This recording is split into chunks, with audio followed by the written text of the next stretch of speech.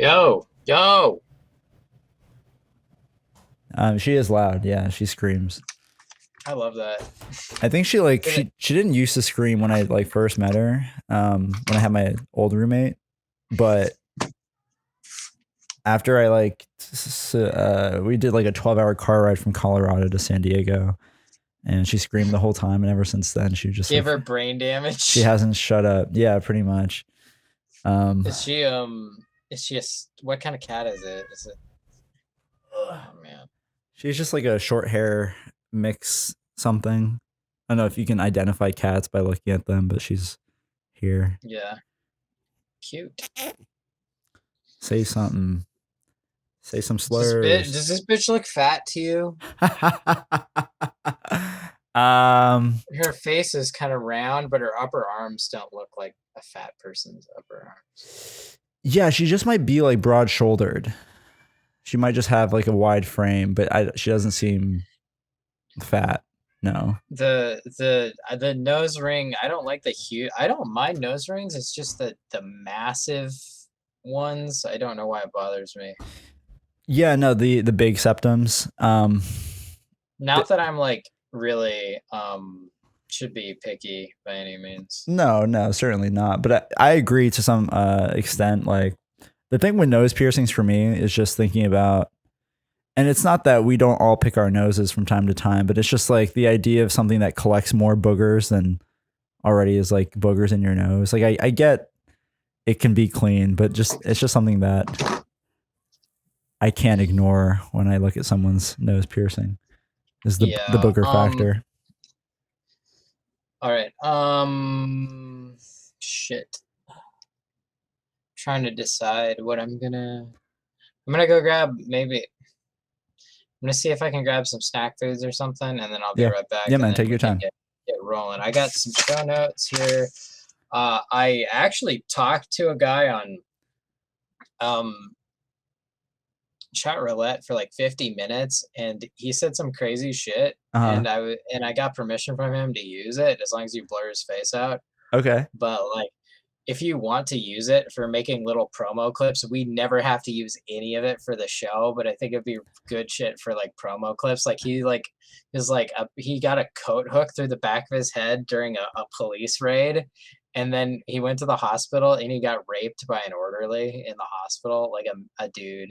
And what's funny is I asked him like, so did he like suck your dick? Did he blow you? And he's like, no.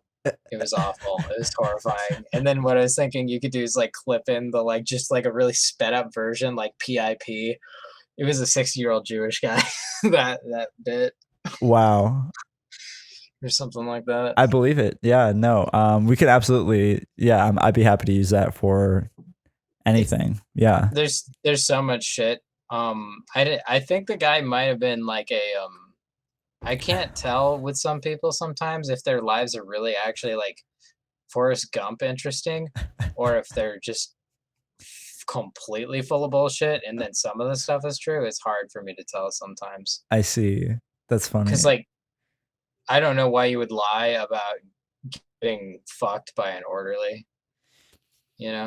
Yeah, it's one of those things that I don't think someone would hopefully take the time to write, but yeah, even using the word orderly is pretty funny on its own. That's why Yeah, I'm I'm like just using thinking, it because that's the word he no, used. no, So I'm sure it is. That's why it's like, okay, like there's maybe some weird credibility to the 60-year-old Jewish guy. So I'm sorry. So he knew you were like recording it, or yeah. I told him that's I okay, was looking for somebody interesting who has an interesting job, and I wanted to ask him like kind of intrusive questions about their job and record that. interesting. I'm gonna keep doing that shit, Yeah, just because it's fun, but I realized I have to do it on a computer, otherwise um, I can't record it off of my phone, which is why the audio for the genetic engineer girl disappeared. Is because it uh, doesn't record if the app knows it doesn't send audio to the screen record. yes, I'm very familiar with those blockers. It does that on a lot of porn sites. Actually, do that too. Believe it or not, they like fuck up the recording somehow on at least on a mobile device. But yeah, it's just it's easy to use on any desktop. But yeah, okay. And what are you doing with those? Are you like making like a compilation or? Well, I wanted to like go through it again and chop it up to get the highlights and just only use the highlights like a teaser thing that we never release. It's like an unreleased Joey track.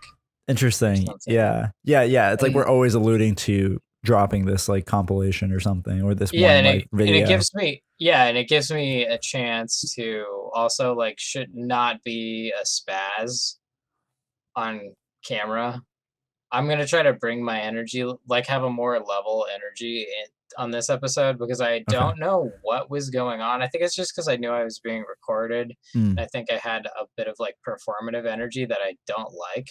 Okay. So my energy is going to be a little different on this episode. And I'm also going to be taking kanna and kava for the second time in my entire life. Recording is on. Okay, so should I start recording? No, I just did that for the bit of once you know you're being recorded, that's when you act up. No, you don't have to record too. No. Okay, I was like, do we want to get this? Because I'll go get the kava and I'll wait till we start to do it because it's interesting because it would be something interesting to talk about. I also have show notes about, since I'm thinking we're going to talk mostly about the ayahuasca experience, I have my fucking trip journal on here and I'm not sure how much stuff I'm specifically going to get into on it, but yeah. Okay. No, that's fine. I was thinking the same thing, like, yeah, in terms of specifics. That's really funny you mentioned the kava because this doesn't count, but I was at Walmart clearance section today and they were selling a bunch of ashwagandha supplements. And I was like, for like $3. So I just like bought a bunch of them and I just took 2. But I don't know. I don't think ashwagandha's, at least the kind I bought, was really, I'm sure it's not pure or actually potent or something. But anyway. Dude, I mean, like, ashwagandha, I think is ashwagandha. It's an adaptogen. You just have to take it for a long time to have any. Oh, it builds up. Yeah, you can't just take it and expect it to be good. It takes a while for it to kick in, and I have not taken mine in a minute, and it's pretty bad. You see, I knew you would be the guy to inform me because I've not done any research on it, but I assumed that was the case. That's like, there's a mushroom. I forget which one. If it's chaga. That is also a similar adaptogen, and it's actually better than ashwagandha. Okay, interesting. But anyway, I'm gonna go try to grab something real quick. So, and then I'll be right back. Cool. Yeah, do what you need. And then we can get rolling. Is that cool? Yeah, man. Take your time. All right. What's up with the squirt gun? Oh, I just balled out today. I don't know if I was like slightly hypomanic at Walmart, but I just like bought everything in the clearance section for fun. That's fucking awesome. Yeah, I like that. All right, BRB. All right, sounds good. Okay, cool. All right. I just had this really stupid idea to like e-bag from fucking fan for, because I know we have like 75 or like followers on fucking Insta already. I'm like, you know what? I might as well just shoot my trying to be like, hey, if any one of you buys me tickets to Base Canyon, I will go with you. And I will camp with you and we can be friends for a weekend. Which one is Base Canyon? Is that in Washington? Where is that? It's at the Gorge. It's fucking amazing. It's actually one of the like top festivals in the United States. Really? Yeah. When is it? It's in September. I'll go. I'll fucking go, dude. Yeah, and then and then anyone can come and I agree. We should ask all 75 people or whatever if they'll buy us tickets. We could just have like a gigafried like rave group and with like our own fucking totem and shit. That'd be really funny. That'd be sick. I think we get like a shitload of people to show up. That'd be a fun goal. I think honestly, any baddies will show up. If we can accrue like even like 5 people by September that would want to like meet up, that would be like a huge accomplishment. I think we can get some baddies. I have some weird baddies. I don't know if they're from Washington or if they're like close enough that they'd come out, but I think I saw them on I went through the followers list. I'm like, damn, the actual amount of women actually who are following her, and most of them are good looking. You went through our followers? Yeah, no shit. Yeah, I did. Of course I did. I pulled those. They're half and half. I noticed half of them are from Handsome Ben, IG, and then half of them are from Good Luck Gabe. So it's Handsome Ben also you, or is that someone else? That was also me. Yeah, that's my. Okay, Go ahead. Sorry. I wasn't sure. Yeah. So Handsome Ben, just for context, is another like solo male performer. He's from England, but he like takes himself like very seriously, or at least he like portrays himself as very serious, and he does a lot of we're like in the same algorithm. We get suggested like to each other's fans because he's also very he does a lot of taboo like role play stuff, like I'm raping you, you're my daughter, and I'm raping you, and you're pregnant. And yeah, it's like that kind of shit. Oh jeez. Yeah. But it's audio now. Only. Okay. I'm recording my end now. So. Okay, you're good, man. Yeah, because I have you recording on both ends. But I would like to see what your raw audio sounds like too. So, the last one sounded fine, but anyway, no logistics this episode. I think I changed it over to MP4 and then I increased the bit rate. Nice, that's perfect. So it should be good, and it's only capturing my input audio. Cool. From this device, as far as I can tell. I mean, yeah, it says it's recording. I'm looking at my capture. I'm looking at the audio mixture. My levels are good. My decibels aren't too high, so we're good. Okay, cool. Yeah, no, I'm surprised it sounded good regardless, even the last episode. But yeah, thank you for doing that. Okay, this should be a certain improvement, hopefully. Cool. I'm gonna be cool Adam for the entire episode. Yeah, cool Adam. Now you're gonna be straight Adam for the entire episode. I'm gonna be straight. Cool Adam likes girls. Cool Adam is not only likes girls, but girls like him. And for the just again, what are you? This is just your allergy. It's just a Vicks. It's like so if you go to raves, you're gonna see a lot of people with these. Interesting. It's just nice when you're high, but like personally, I just love them all the time. It's just kind of like a menthol, like eucalyptus. Yeah, it's just straight up. Let me read the ingredients. Contains I don't know how to say that, but carpur. Oh yeah. Wintergreen. Pudina K Fool. It's just menthol. Okay. I think it's different types of menthol. Yeah. I wish if they made a stronger one, I would really like it. In fact, what I have done previously is I've drilled holes to get more air through the manifold. Mm-hmm.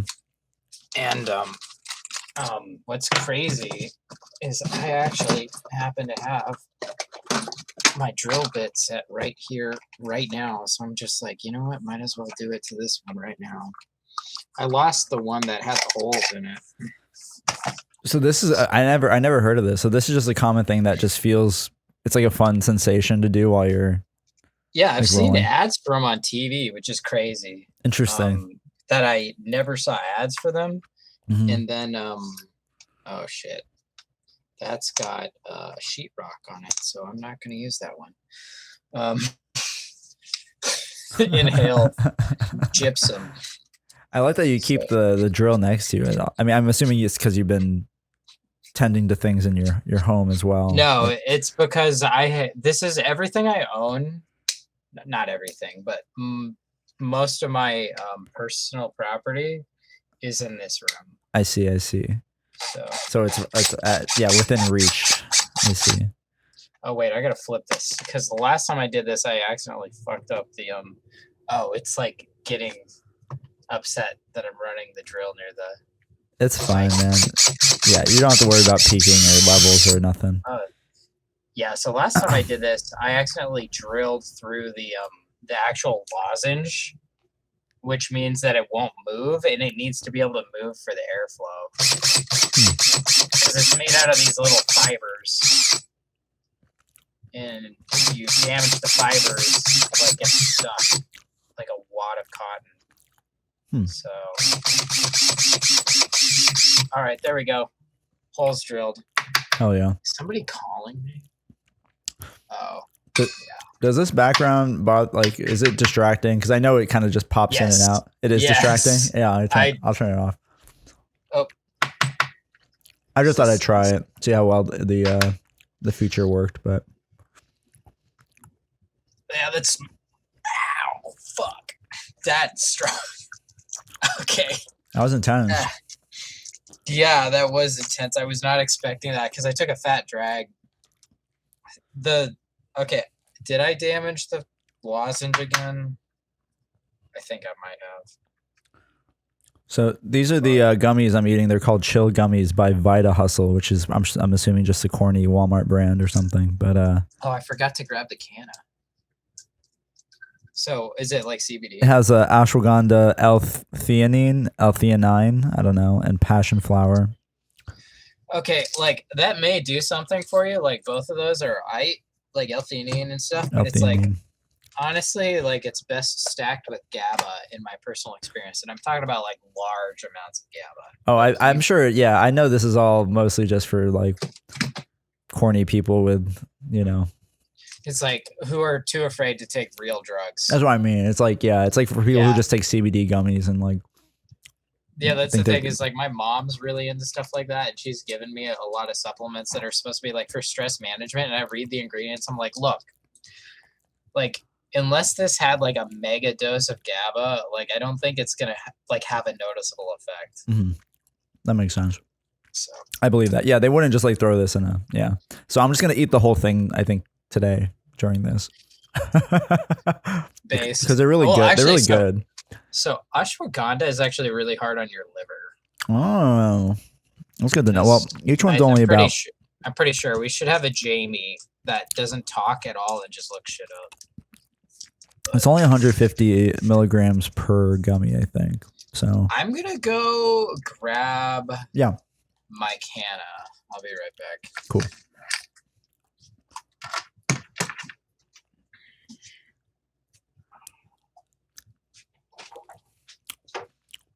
So I'm gonna keep talking. I'm gay. I'm just kidding. I'm not gay anymore. I'm Gabe. But I used to be gay. and now I do a podcast. So I'm no longer gay. I realized when Adam leaves that we don't have to just like cut. I'll just keep talking. I used to do just solo male screaming in a room, so I'm happy to do that again.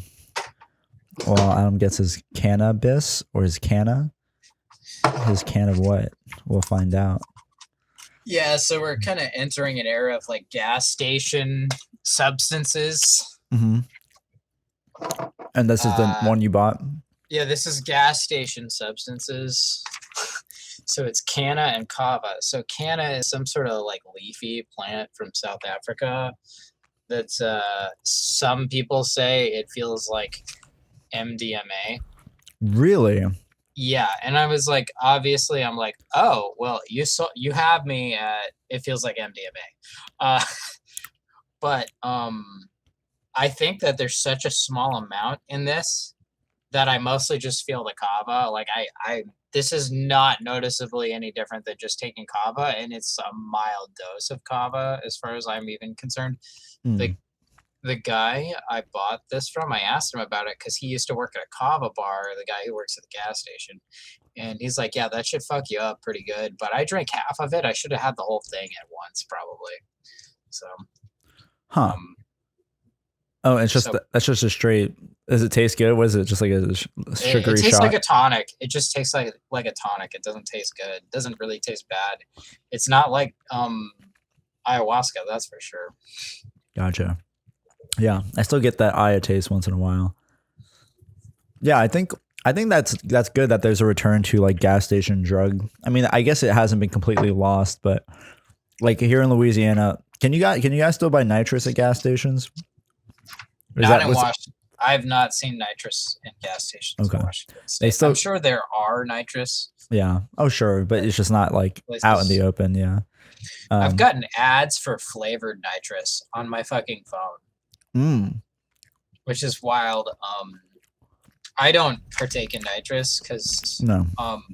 because of the stats of like 1 in 4 people gets like permanent nerve damage from Sure. nitrous. Oh yeah. 1 in 4, is that through long-term use or just like anyone who uses it like kind of more like heavily? I think it's long-term use, but it's like I think it's also there's a similar stat, but someone's gonna be really upset because I'm getting this wrong. But there's like first time use cases where there's a pretty large part of the population that the first time they use it, they get serious permanent nerve damage. I believe it. No, absolutely. I mean, that's why they pay fucking like anesthesiologists that much to, take the liability. But yeah, I know that's a different use case, but like, yeah, I believe it. And a lot of people don't know, in case anyone who listens to this, does nitrous still. And I'm sure a lot of people do. I used to have people send me like, I didn't ask for this. They would just send me unprompted, just like hitting whippet tanks, whipped cream canisters, that sort of thing. I'm like, gee, your life sucks. And then they're like messaging me like just gibberish. I'm like, how about you message me later? Just message me just like mush. But yeah, you should be supplementing with, I forget which B vitamin. Do you know, Adam? I know there's some B vitamin that gets depleted every time you like use nitrous, but it's either B6 or B12. I want to look it or B9 now. Yeah, you can go you Google it easily, but that is one of the main things you need to do if you're using it long term or like using it heavily, is to just take a simple B supplement, which isn't a lot of multivitamins anyway, but you should be taking B anyway, just all the time. Here, I'll do you a favor and look it up. Yeah, B12 deficiency. Nitrous.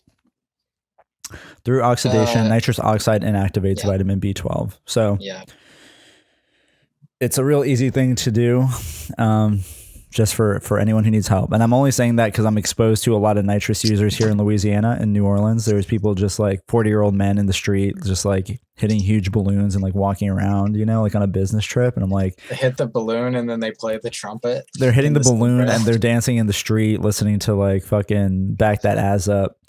And, and there's dudes like making a lot of money selling nitrous and, anyway. Yeah, drugs, man.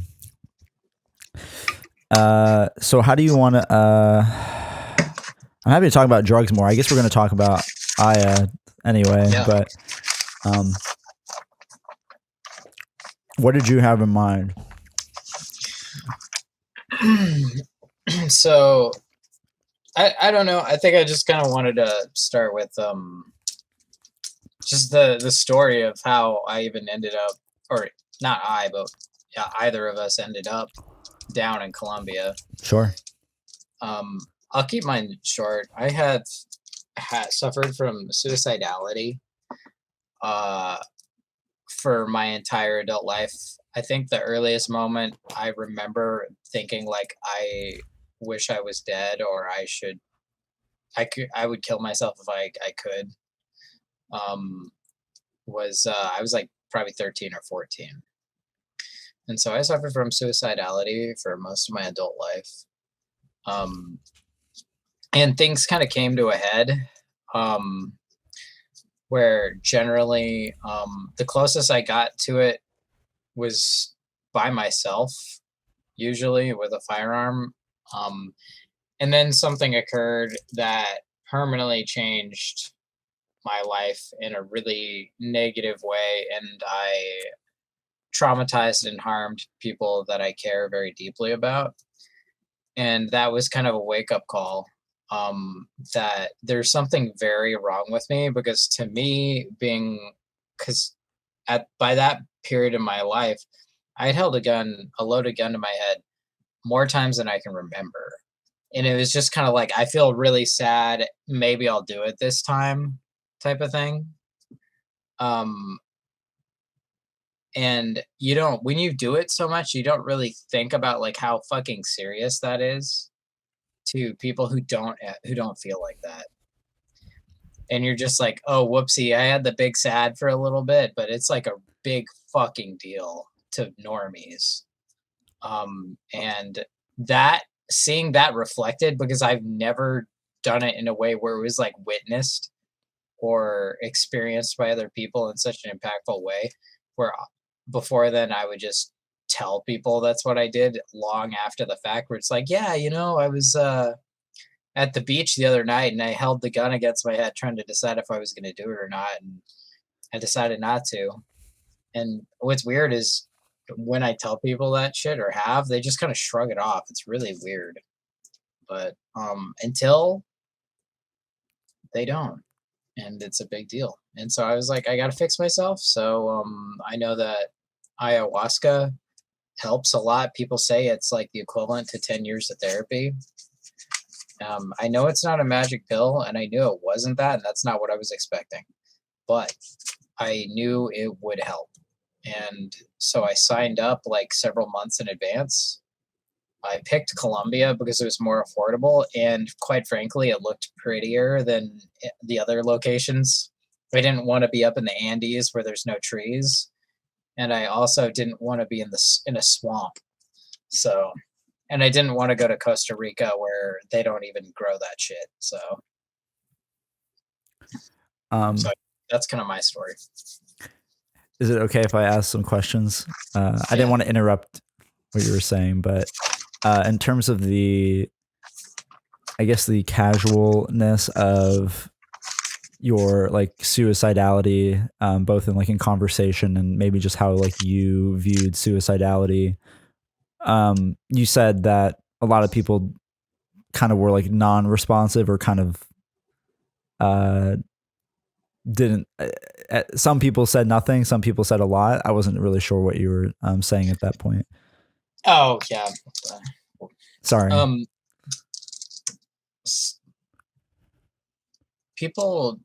The people I told didn't really seem to take it as like a red flag or a cry for help. Mm-hmm. They just are kind of like, oh wow, that's heavy, and then we just moved on. So do you feel like you had reached a point too where like you spoke about it very casually, through like let me clarify. Like I'm asking from a standpoint of like I've had a very like casual attitude towards suicide only because it's been like a constant idea in my head since like middle school. Not constant. I'm not like but it's definitely a recurring thing where it has become I've become very desensitized to my own suicidal thoughts. So when you told me about your stuff, obviously like I'm also coming from like a professional perspective of like a psych nurse. So like I've had that conversation many times of just literally asking people like, have you experienced suicidal ideation? Can you tell me the details of how you plan to do it, if you're going to do it, when you're going to do it, that sort of thing. And it's not to say I don't take it seriously when someone mentions it, because but I was just curious, if you feel like that has changed over the course of your lifetime, where like people have become less and less responsive to when you share like your story about a gun to your head or something like that.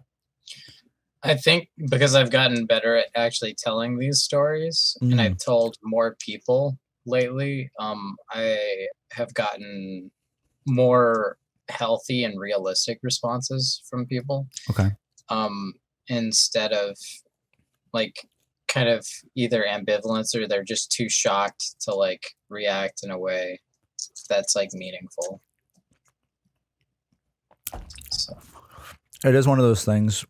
And not to go too heavy on this, I am fascinated by like how I think like culturally, like the way we view suicide has shifted a lot in the last like decade, at least for me, because it's I don't know if I have a good point about this, but it's just like you see people like telling each other to kill themselves on the internet all the time. People say I'm going to kill myself because of embarrassing situation, that sort of thing. And like that's always been a joke to a lot of people. So how real does it need to be for someone to be alarmed? Yeah, I don't think it's a very high threshold now, I think, of what people need to see and hear from someone to like actually take you seriously, to a point where they feel like they can even do something for you aside from just like call emergency services. But yeah, I'm sorry that had been your experience though, because it's like cries for help. It's not that you were a boy who cried wolf or anything, but it's like everyone's crying wolf too much, maybe to a point where, none will be taken seriously. But yeah, sorry. So how did you were just Googling like ayahuasca, like that's something you came across where did you first hear about it? Probably Joe Rogan. Yeah, me too. Yeah, just cause. Me too. Joe Rogan. So. Well, and that's exactly why I was averse to it, actually. It's not that I hated Joe Rogan. It's just that I feel like it was such a corny thing to be like, oh yeah, I'm going to go do that now because I heard it on Joe Rogan. So I think that was like in my head, I was like, I'll never do that probably. But yeah, so interesting. So then, but you just did all your own research from there after like hearing about it. And yeah, were you on any subreddits at all? I feel like that's a common one, is people end up on the Aya subreddits or something. Well, that's how I was looking for a place to do it. I was pretty set on it. It's something I'd wanted to do for a while because, like, I the first time I heard about it was from Joe Rogan, but that wasn't really what it introduced me to it, but it wasn't what like was making me like want to go do it. I didn't want to go do it because Joe Rogan did it. Sure. Gordon White talked about it a bit, mm-hmm. And then Gordon White is so his experience with it and stuff kind of like or at least his allusions to like ayahuasca ceremonies and stuff and other relating it to other things that he's done and like mystic experiences in general. I was like, okay, yeah, this is something I'm definitely interested in doing, and it's on my bucket list. I want to do it. And I kind of found myself at a point in life where it's like, this is the perfect time to do it. I don't know when would be a better time to go do this. So, and, but I did end up on Reddit to try to find like reviews for places. And one of the places I was looking at is in Peru. It changed hands. I'm not going to say its name, but there were people who seemed to be upset about it changing ownership and management and stuff. And so, and it was going to be quite a bit pricier than La Guaira. Mm-hmm.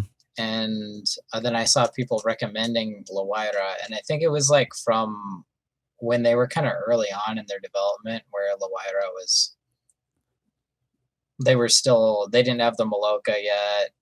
Sure. They were on the bare bones. Like, yeah. But people were like, this is like a family operation. This is really like small and cute and earnest. So mm-hmm. I was like, okay, wholesome vibes. And I looked at photos and I was like, yeah, Colombia is a lot prettier than everywhere else. And it's not too bougie, but it's not jungle mud pit either. Mm-hmm. So I was like, that's perfect for me because I don't want to feel like one of those like assholes that is like, oh, the Egyptian cotton bed sheets and the fucking mm-hmm. fancy, all that shit. Right. No, I don't want. I would feel bad if that was the case. Like there has to be at least some level of like, separation from comfort. I hear you. Yeah, it's a lot of it is just pushing you to your limits in a lot of ways. And it's not that like an uncomfortable bed is gonna like push you to your limit, but mine certainly did to some degree. If you remember how obnoxious that bed was, but that's a unique experience to me. I think everyone else's was a quiet bed, but mine was squeaky. This is like the jack off detection bed. Literally any movement was my bed squeaking. Yeah, absolutely. No, that was not even a thought to jerk off anywhere at the ayahuasca retreat. I knew that was completely illegal, even though. Well, that's something I was like really surprised when they give you this like thing where it's just like all the things you're supposed to do and not do. And I was like, oh, fuck. I'm glad I read this because, I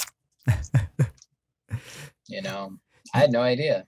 That was a thing that me and Katie were like, do we have to like abide by this? Because we kept looking up a lot of things that were like, because the official, like the rule that Lawira had was what, like 3 days or like 2 days, no sexual release, contact, that sort of thing. But like a lot of other retreats, they had like upwards of like a month or something like that. And I know like there's no hard and fast rule for any of it. It's just one of those things that like I kind of appreciated about Lawira, is that they seem to have more of an emphasis on like, yes, we have all these suggestions, but don't let any of these like suggestions stress you out so much to the point where like it's distracting you. Because the whole point of it is just to get you to focus your energy on, on yourself, onto other things like internally. So I remember like Sam talking about it in one of his podcast things, that it was just like, if those things like are so stressful to you to like abide by these rules or whatever, don't worry about it. Just like, do what you can. If you jerk off, if you come or whatever. He didn't say that, but I took it as like, yeah, if you come like the day before, like no big deal. Like we'll still let you, we're not going to cut you off because you jerked off, within 24 hours. So anyway, because I'm sure there's guys that come up there with like porn addiction. You know what I mean? Like penis inspection day. Yeah, exactly. How raw is your penis skin? Just like they're checking. Yeah. How full are your balls, sir? Yeah, no, I thought about that. Definitely. I think it was funny how there was I'm not going to say their names, but there was a couple that asked about like all types of sex. Yes. Okay, specific types of sex. Yeah. Yeah, what popped into your mind? Like, oh, can we do anal? Like, that's kind of, I mean, like, can we do hand stuff? Like, okay, so like, yeah, I was Can we dry hump? She just wants head. She's like, if you don't come, it's okay, because you're trying to save your vril, but Yeah, it's different if a guy ain't gonna eat itself. Right, if a guy ejaculates, that's definitely losing energy. But if a girl comes, it's like, There's no rules about how many times a girl can come in her life, but for men, it's like. Yeah, I mean, like, there's calculations to be done. Yeah, that was like one of the first things I learned in massage school, was like, technically men aren't supposed to come that much. Like that is your like that's your life essence. And there's actually like there's some calculator, there is some equation to use to like based on your age and like your activity levels and that sort of thing. It's like a Chinese medicine thing. Exactly, precisely. Yeah. And it was like, okay, so like some like couple wrote this book. And how did they figure out like this number? Anyway, I thought it was very funny. But I remember like asking, I was like, sorry, we'll come back to this in a second. I just like this cum thing like really got to me, because I was like, oh, I'm paying to like learn this. Like I'm paying, and I'm like, everyone in this classroom is like writing down like, don't cum too much. And I'm like, okay, well, if cum is like a life essence, does that mean like, is there like life essence still in the cum? Like, can I reabsorb it? In some way. And I literally asked this question. Everyone gave me this look like, you fucking faggot. You know what I mean? But I was like, no, like if this is such an important thing you guys are taking seriously, like, can I eat cum and get my life force back? If you guys are taking this serious, I was pissed. I was really pissed. I was like, you guys are judging me. I'm not going to eat my own cum. I'm just saying, someone else can eat cum. Does that mean guys like gay men live longer, or like girls who swallow live longer? Like, I wanted to know. I think it's like the actual like energy of the muscle convulsions more than it is the substance. Well, that's what I assumed too, but I asked this question and this guy gave me like a legit answer.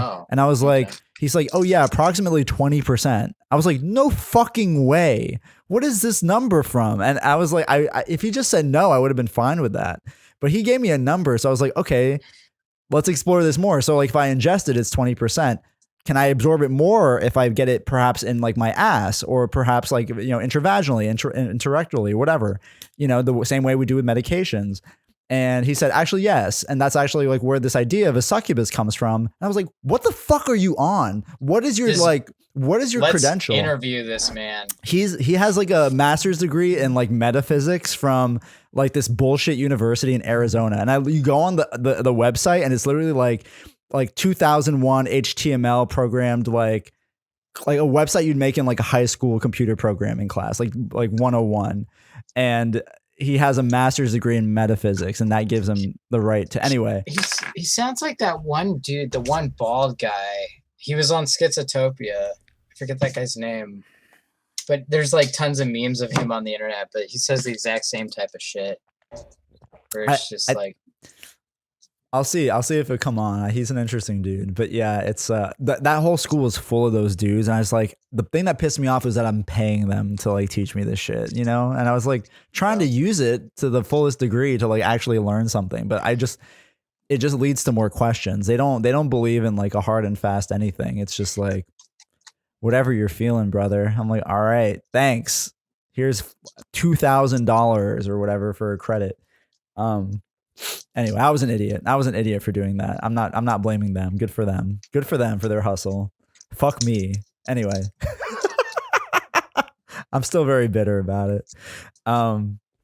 So the cum thing, yes, I believe it is just a muscle contraction thing. And also with like, I think with ayahuasca, they kind of, it seemed like the trend was not so much cum, but it was just like, yeah, any like sexual contact was either, you know, invading your own like energy, like force or like barrier, or like, you know, or if you like had sex with someone else or like had sexual contact with someone else, you could take on their energy or they could drain your energy in some way, et cetera, et cetera. So did you, I guess, abstain? Is that too personal? Oh, yeah, I did. Yeah, I abstained. And I also, cold turkey fucking cigarettes. Oh yeah, you did mention that. Yeah. Yeah, because like the day before I left, I smoked 9 cigarettes. Mm-hmm. And prior to that, you'd only like kind of recently just started smoking cigs, at least regularly, right? Yeah, but I was like severely using them for like emotional sure. regulation. Yeah. Sure. So, okay, great. And have you gotten back into cigs? No, I actually smoked like 3 of them, I think last weekend. Mm-hmm. And then I smoked 1 on, I want to say, Friday. Okay. But that's it. Nice. Like, but I've been smoking cigars every once in a while, but that's totally different. That's not a cigarette. Mm-hmm.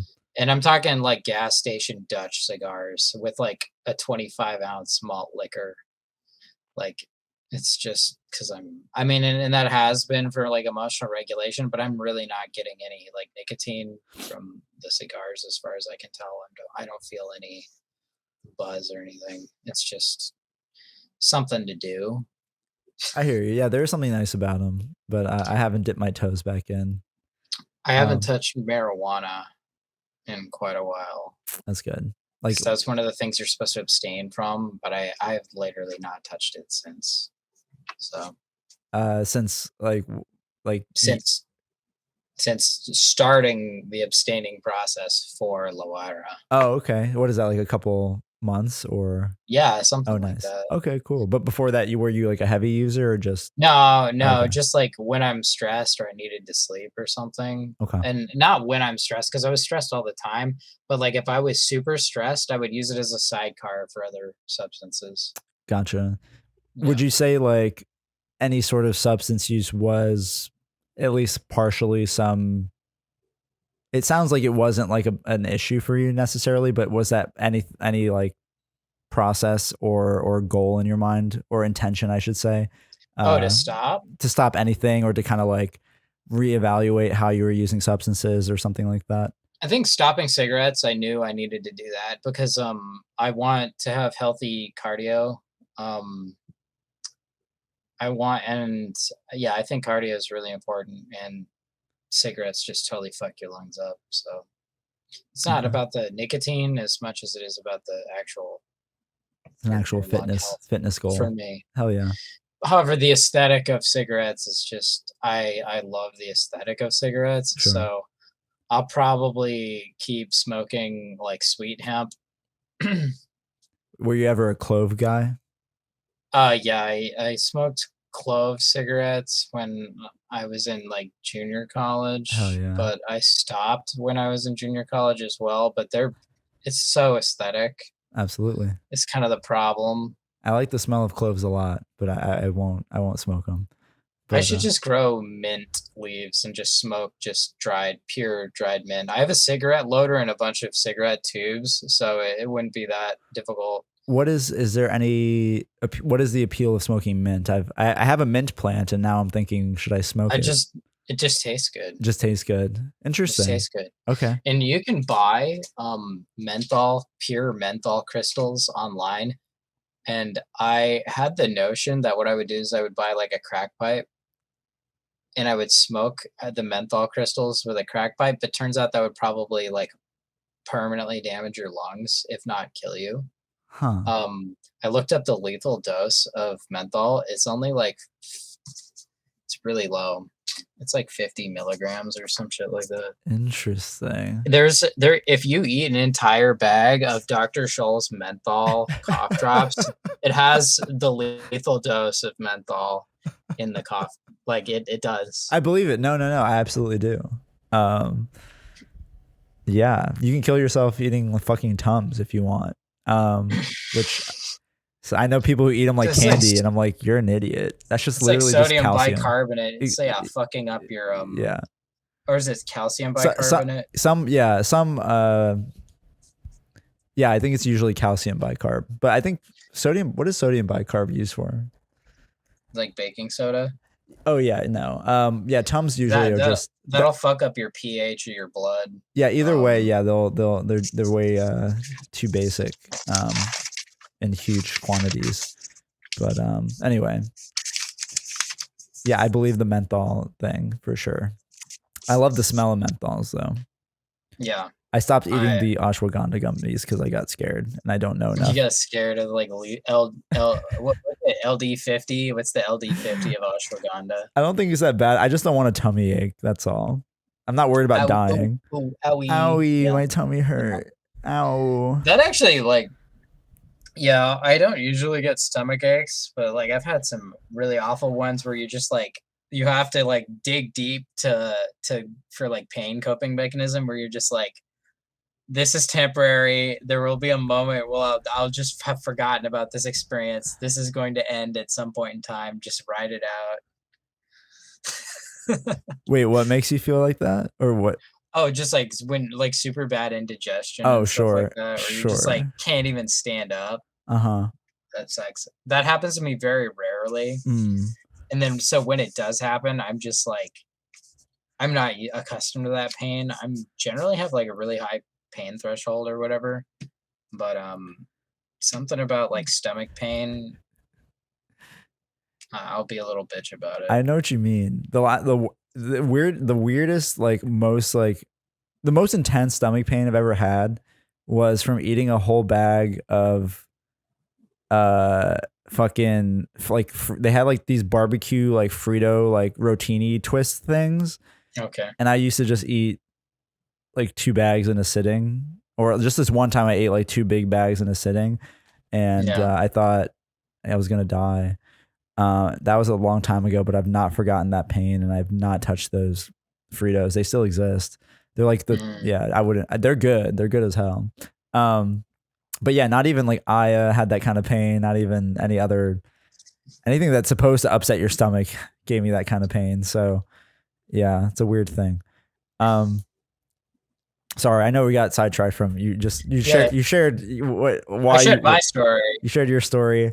I'll make mine quick too. I relate to yours a lot. Yeah, very suicidal, depressed, mommy issues my whole life. Single mom raised me. She's Filipino. That's not like a major factor in it, but it is sort of kind of. She's fucked up in her own way. I don't care about. I'm not doxing my mom, but she's supposedly bipolar, and so that's kind of I say allegedly only because it's not diagnosed through her own practitioner. She refuses to see like a psychiatrist or anything like that, but just only through a reflection of what I've shared about what I observed in my mom to my therapist, to my psychiatrist, to that sort of thing. They've kind of said, okay, we think maybe there's potentially some bipolar, at least in your mom's side of the family, if not your mom herself. So a lot of toxic behaviors I developed. This is not pointing fingers at my mom or anything, just like that is what I was raised with. And so I had developed a very toxic relationship with not only myself, but everyone in my life. And I hated everyone and wanted to kill myself all the time and made lots of jokes about killing myself. Yeah. And then leading up to the eye trip specifically, the last 4 years have been awful, not just only because of COVID, but COVID gave me the freedom in a way to, it pushed me to like express these things more like openly and fully, but also to feel them more fully. And that came out through my art, through my podcast, through Geraldo Rivera. And that became very toxic, developed a really toxic community online, and was probably the closest I'd ever been to like actually killing myself. I had definitely attempted in high school for like 4 or 5 times. Like I'm not gonna say pussy shit. Obviously, they're all like suicidal gestures, but mostly just pills. Never ever gun to my head. But definitely have researched guns for a long time, and I just knew if I ever bought a gun, I think I might. I will be obsessed with it. Like if I just owned a gun, I would like hear all day.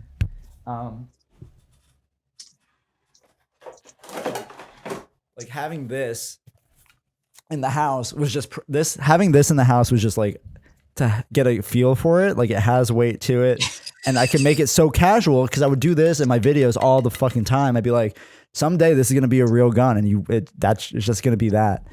And sorry, I forgot the trigger warning, but I don't think you need one, Adam. But for anyone who watches these, this is not a real gun. This is a BB gun. This is like tank. There's something because like the holding a gun to your head that's not loaded is like, if you know anything about gun safety or whatever, you're gonna be like, okay, this is very wrong. Most people are gonna be like, this is very wrong. But then with a fucking round into the chamber and your finger on the trigger, oh sure, there's a weird feeling that it feels, or at least how it felt when I did it, it felt so correct.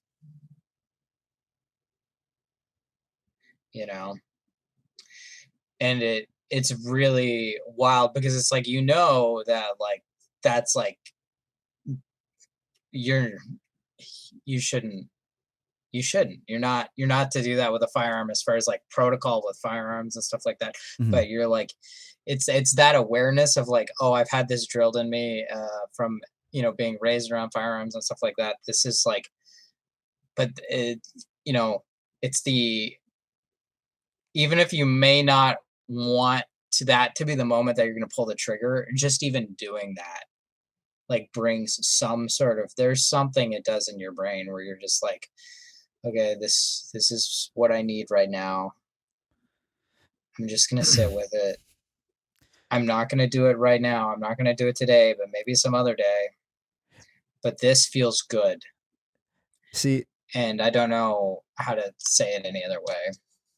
I'm not going to pretend I've ever experienced it to that degree or done that exact thing. But I can say that I understand at least, and this is something I meant to say earlier, is that about the whole casual thing that maybe other people react with, is this idea that all suicidality and suicidal ideation is not inherently like dysfunctional.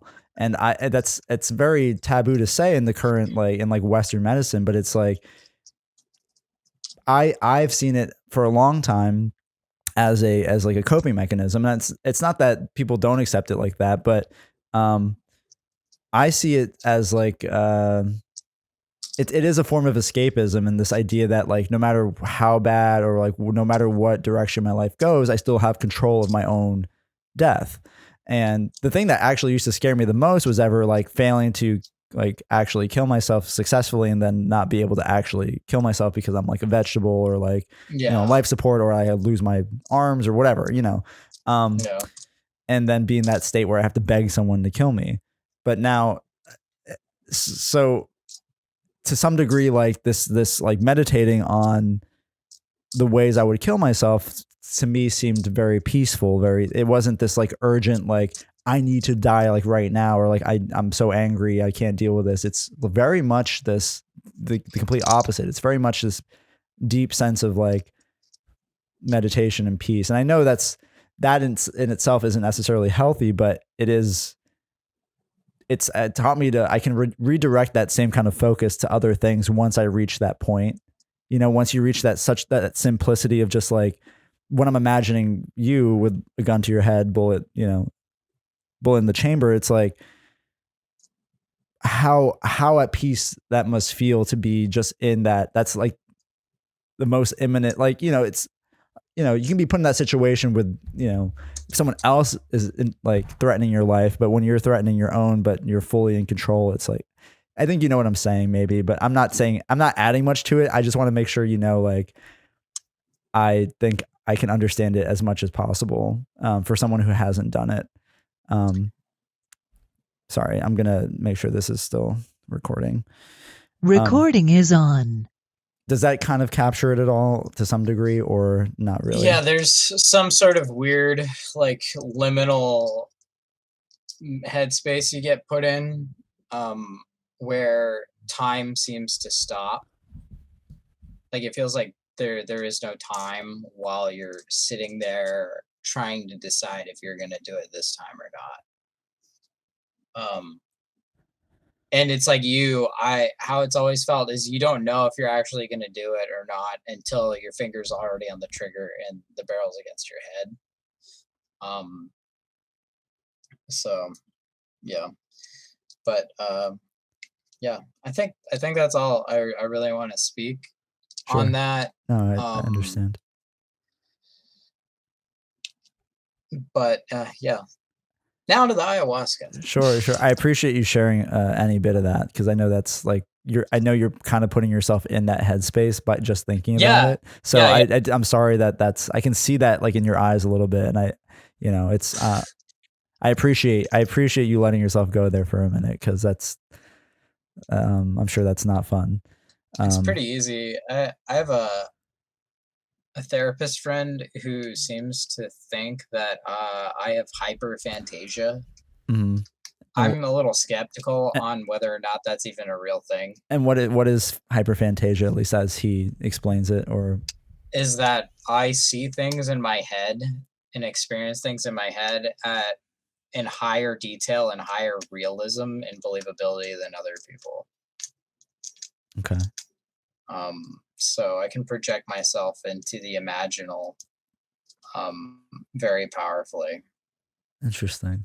I know I'm skeptical. I know that there are people who are at the aphantasia or like minimized level of imagination. And there's this, it's part of the NPC test meme is can you rotate an apple in your head? Uh-huh. And like how clearly can you see the apple or whatever. So. And you feel like you can do that? Oh yeah, I can do that. I can imagine what it tastes like if I bite into it. I can imagine what it sounds like and how it would feel in my hands if I like took my thumbs and I tried to split it with my hands. How it would feel to cut a hole in it and fuck it, and how it would feel to smoke a bowl of weed out of it.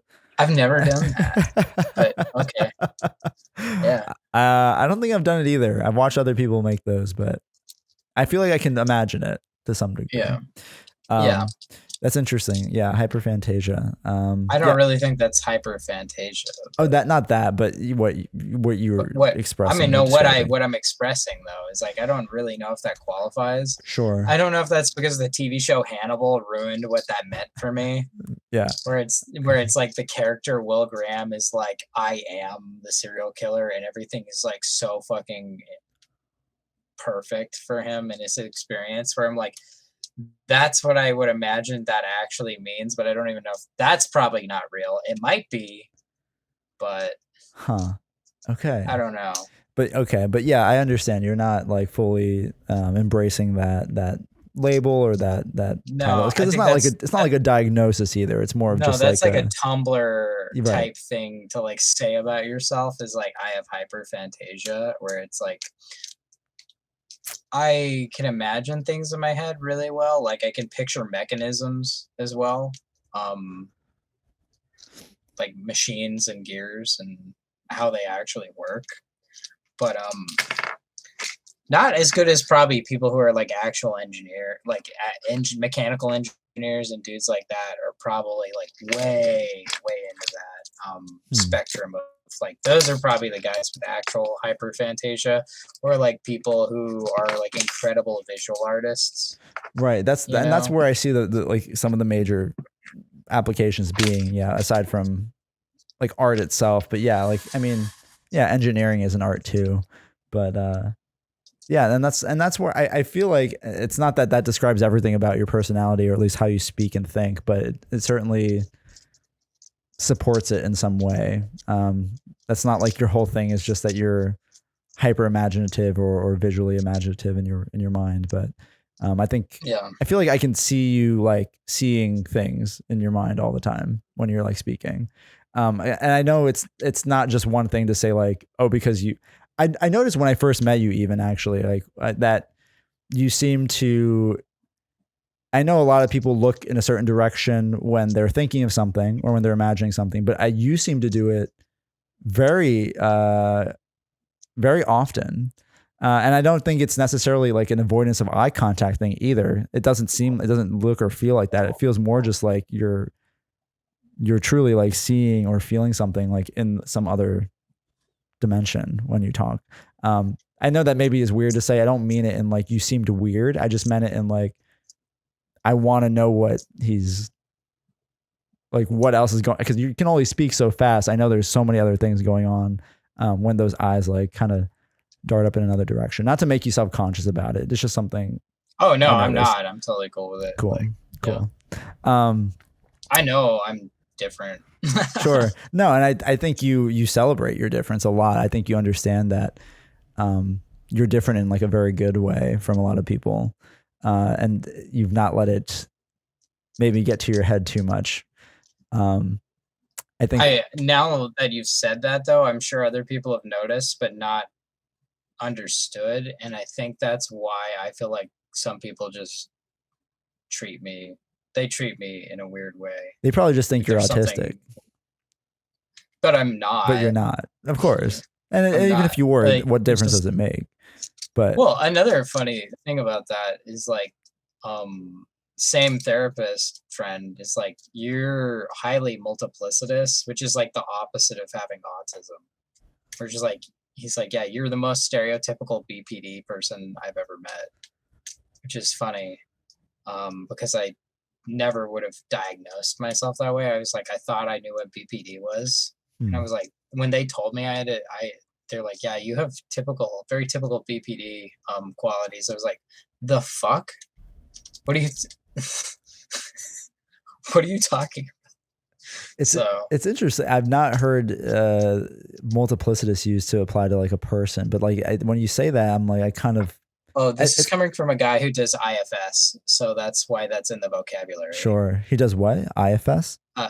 Internal Family Systems Therapy, which is based off the theory that it's like delusion, where it's like we aren't single beings, we are multiple personas living in one body, and that they all work they'll either work in concert if you have self-leadership, or they will work against each other and kind of have conflict. And that's why people seem like divided and fucked up and hot and cold, is because they have different personas taking the wheel at different times. And they actually chart out and identify these parts, and they actually sit and they do therapy with these parts, like talk therapy with each individual part, and try to bring them together under the leadership of some sort of like infinite self, like some sort of like really loving altruistic self. I've never heard of this, but I'm going to look more into this. So your contact, this is not your like therapist, but just your therapist friend does this. No, not my therapist. Interesting. But a friend, yes. Okay. Yeah. I'm not going to try to fit myself into that framework, but like I definitely, I'm very curious and very interested in that. And autistics are usually less. They have way fewer parts than most folks. Gotcha. So you're ruled out. I hear you. I'm not saying I'm ruled out. No. And the thing is like, it's, don't. Yeah, it doesn't. Oh fuck it. I hear you. Yeah, it's you're even if you were autistic or not, it's like it's not like a matter of dysfunction. Hold up, you're frozen. Maybe I'm frozen.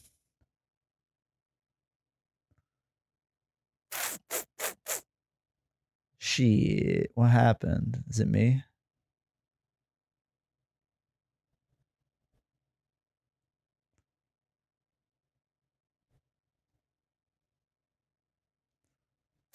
Testing, testing.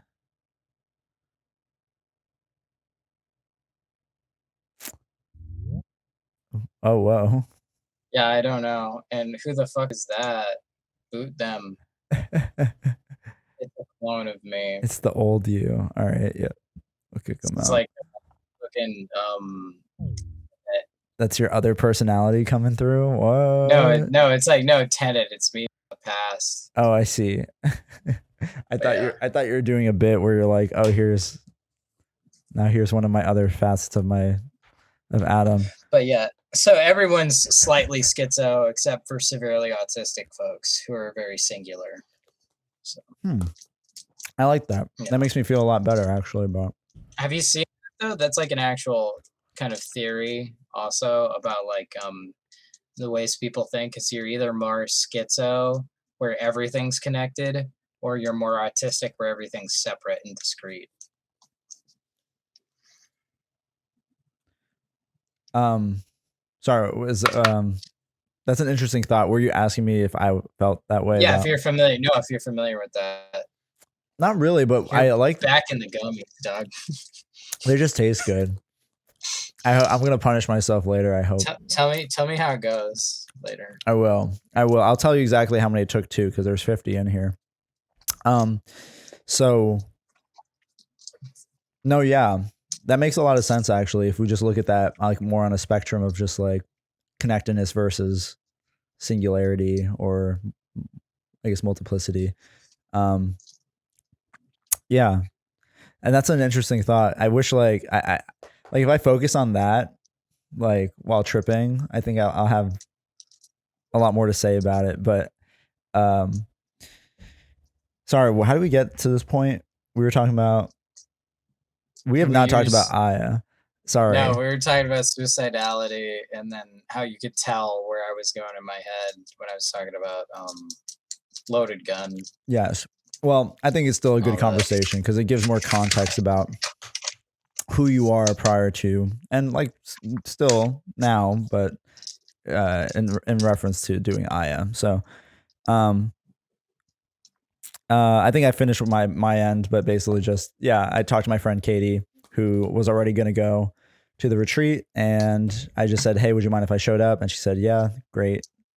So I didn't really do a lot of research before actually deciding to go, but I did tons of research about Loira specifically and everything else after already deciding to go. So, yeah. And I had been treating myself with mushrooms, like treating, quote unquote, but like using them like kind of therapeutically to fix my life. And I'd kind of set myself up for like one big final step, because I'd just been like cleaning up my house finally, you know, Jordan Peterson. I was like, okay, I'll clean my room first. And then I started like reconnecting with people in my life. So I like set myself up kind of positively. I wasn't like completely in the dark and then just went to Loira. I had gained the confidence in myself to leave the house and, you know, accept that I was going to do drugs with other people, other strangers in a foreign country. I mean, everyone does that. That's what everyone did. But for me, I definitely had I had a fear of going to the grocery store prior to like doing Aya. So like it wasn't severe agoraphobia, but it was definitely like something that I still couldn't overcome like as an individual somehow without any, I don't know, like I couldn't, doing shrooms in your room only does so much for you without any like outside help or perspective to help you process. You get by with that agoraphobia? Like, so did you like order your groceries? No, I mean, I thought about it, but I did I was just very strategic about, I'd only go grocery shopping like the last hour that they were open, and I would go on like not weekends.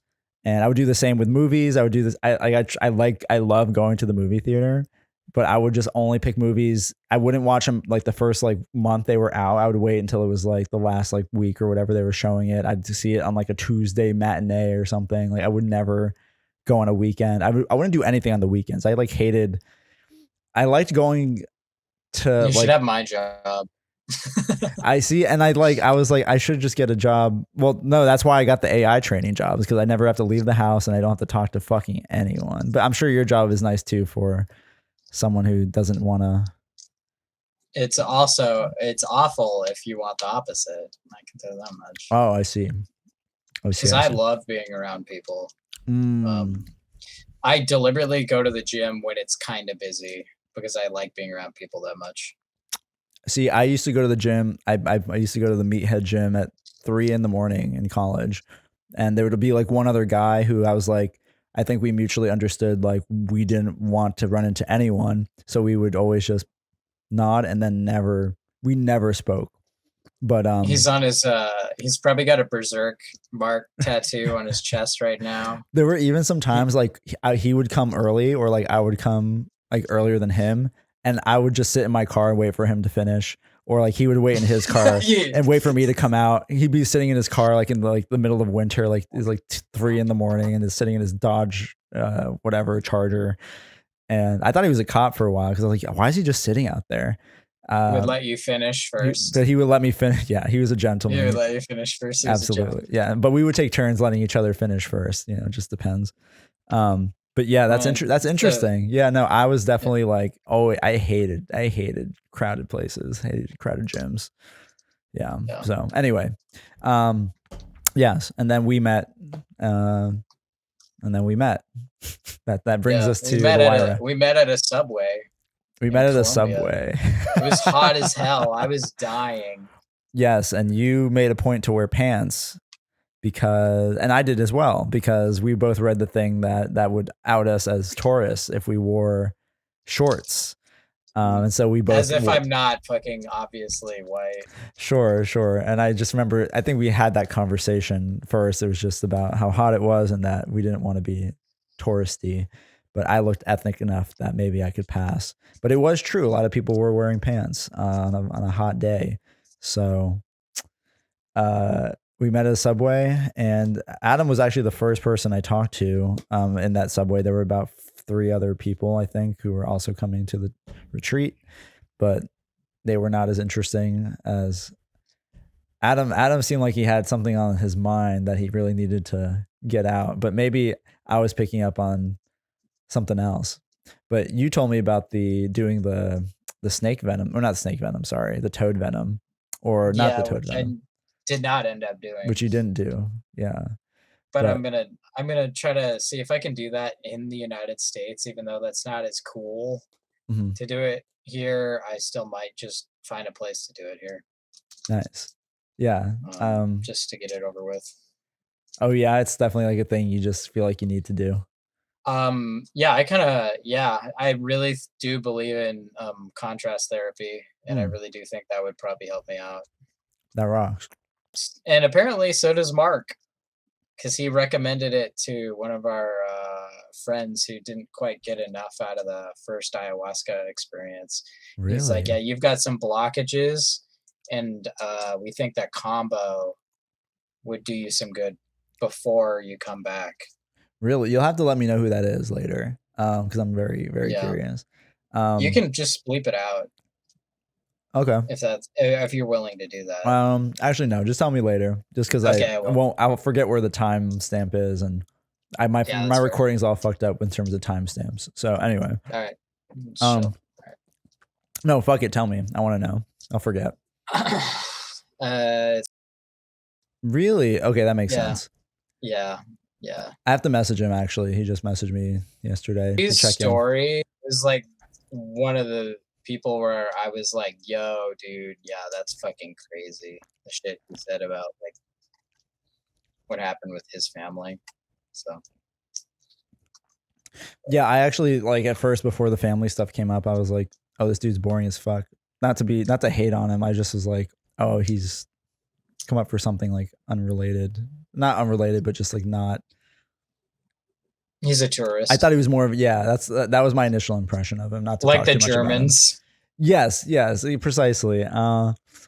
Those guys were awesome though. They rocked though. Yeah, I was just really glad they were even there. It was just, it's not to say everyone needs to suffer and have things to fix to come up, but yeah. Those guys rocked. I actually referred to, there's like the crowd, and I collectively referred to them as the Euro crowd in my journal. Yeah, I kind of did too. I was like, I just thought of all those people as a European collective, but they were chill. They were awesome. They were chill, and then I'm sure people thought of us as the American crowd to some degree, but you know, and the one Indian guy, and the one Indian man. Yeah, no Southeast Asians, no East Asians, no. But I'm sure in other cohorts, yes. I wonder how that changes. Yeah, we got to just keep going and seeing, just to get an idea of what the demographic is. I will go back. I'll go back eventually. Let me know when you do. It's just called combo. Yeah. I know you said it a million times, but yeah, if you find a place, if you can time it around the same time we do, what's the festival called again? Base Canyon? We can Base Canyon. Base Canyon, yeah. If we can time it around similar, doesn't have to be right coincide, but you know, it would be cool to do both. I've got a laundry list of shit I want to get. Okay. Well, just keep me posted. Just keep me posted because I'm a free agent. So. All right. Well, if you actually want to do Base Canyon, I don't know if the tickets are available. We'll check it out. Well, should we just do the Base Canyon call out right here and now? For the audience. Yeah. Right, do you want it for like a reel? I guess. All right. So to any of our listeners, if they buy me a ticket to Base Canyon, I will go with you and I will be your friend at Base Canyon. That's the sell for a whole weekend. Yeah, that's the sell. If you buy me a ticket, I will. I might even pay you back. I might like you enough. I'll give you your money back. But it's kind of like the girlfriend experience type thing. That's what I'm offering. Okay. Except it's the I don't even know what I would say. Now, just to clarify, you're offering just like a good friend experience, not boyfriend experience. Yeah, I'm not gonna fuck you. Will you hold their hand though? Will you comfort them if they need? Well, okay, so that's actually a thing. When I'm at raves, yes, I will like when you're going through crowds and shit, I'll fucking hold your hand to make sure we don't get lost and shit. I'm not afraid to hold another dude's hand. And not that I'm gonna be like doing the side by side hand holding with you. Just a heads up, don't expect that. But yeah, I will.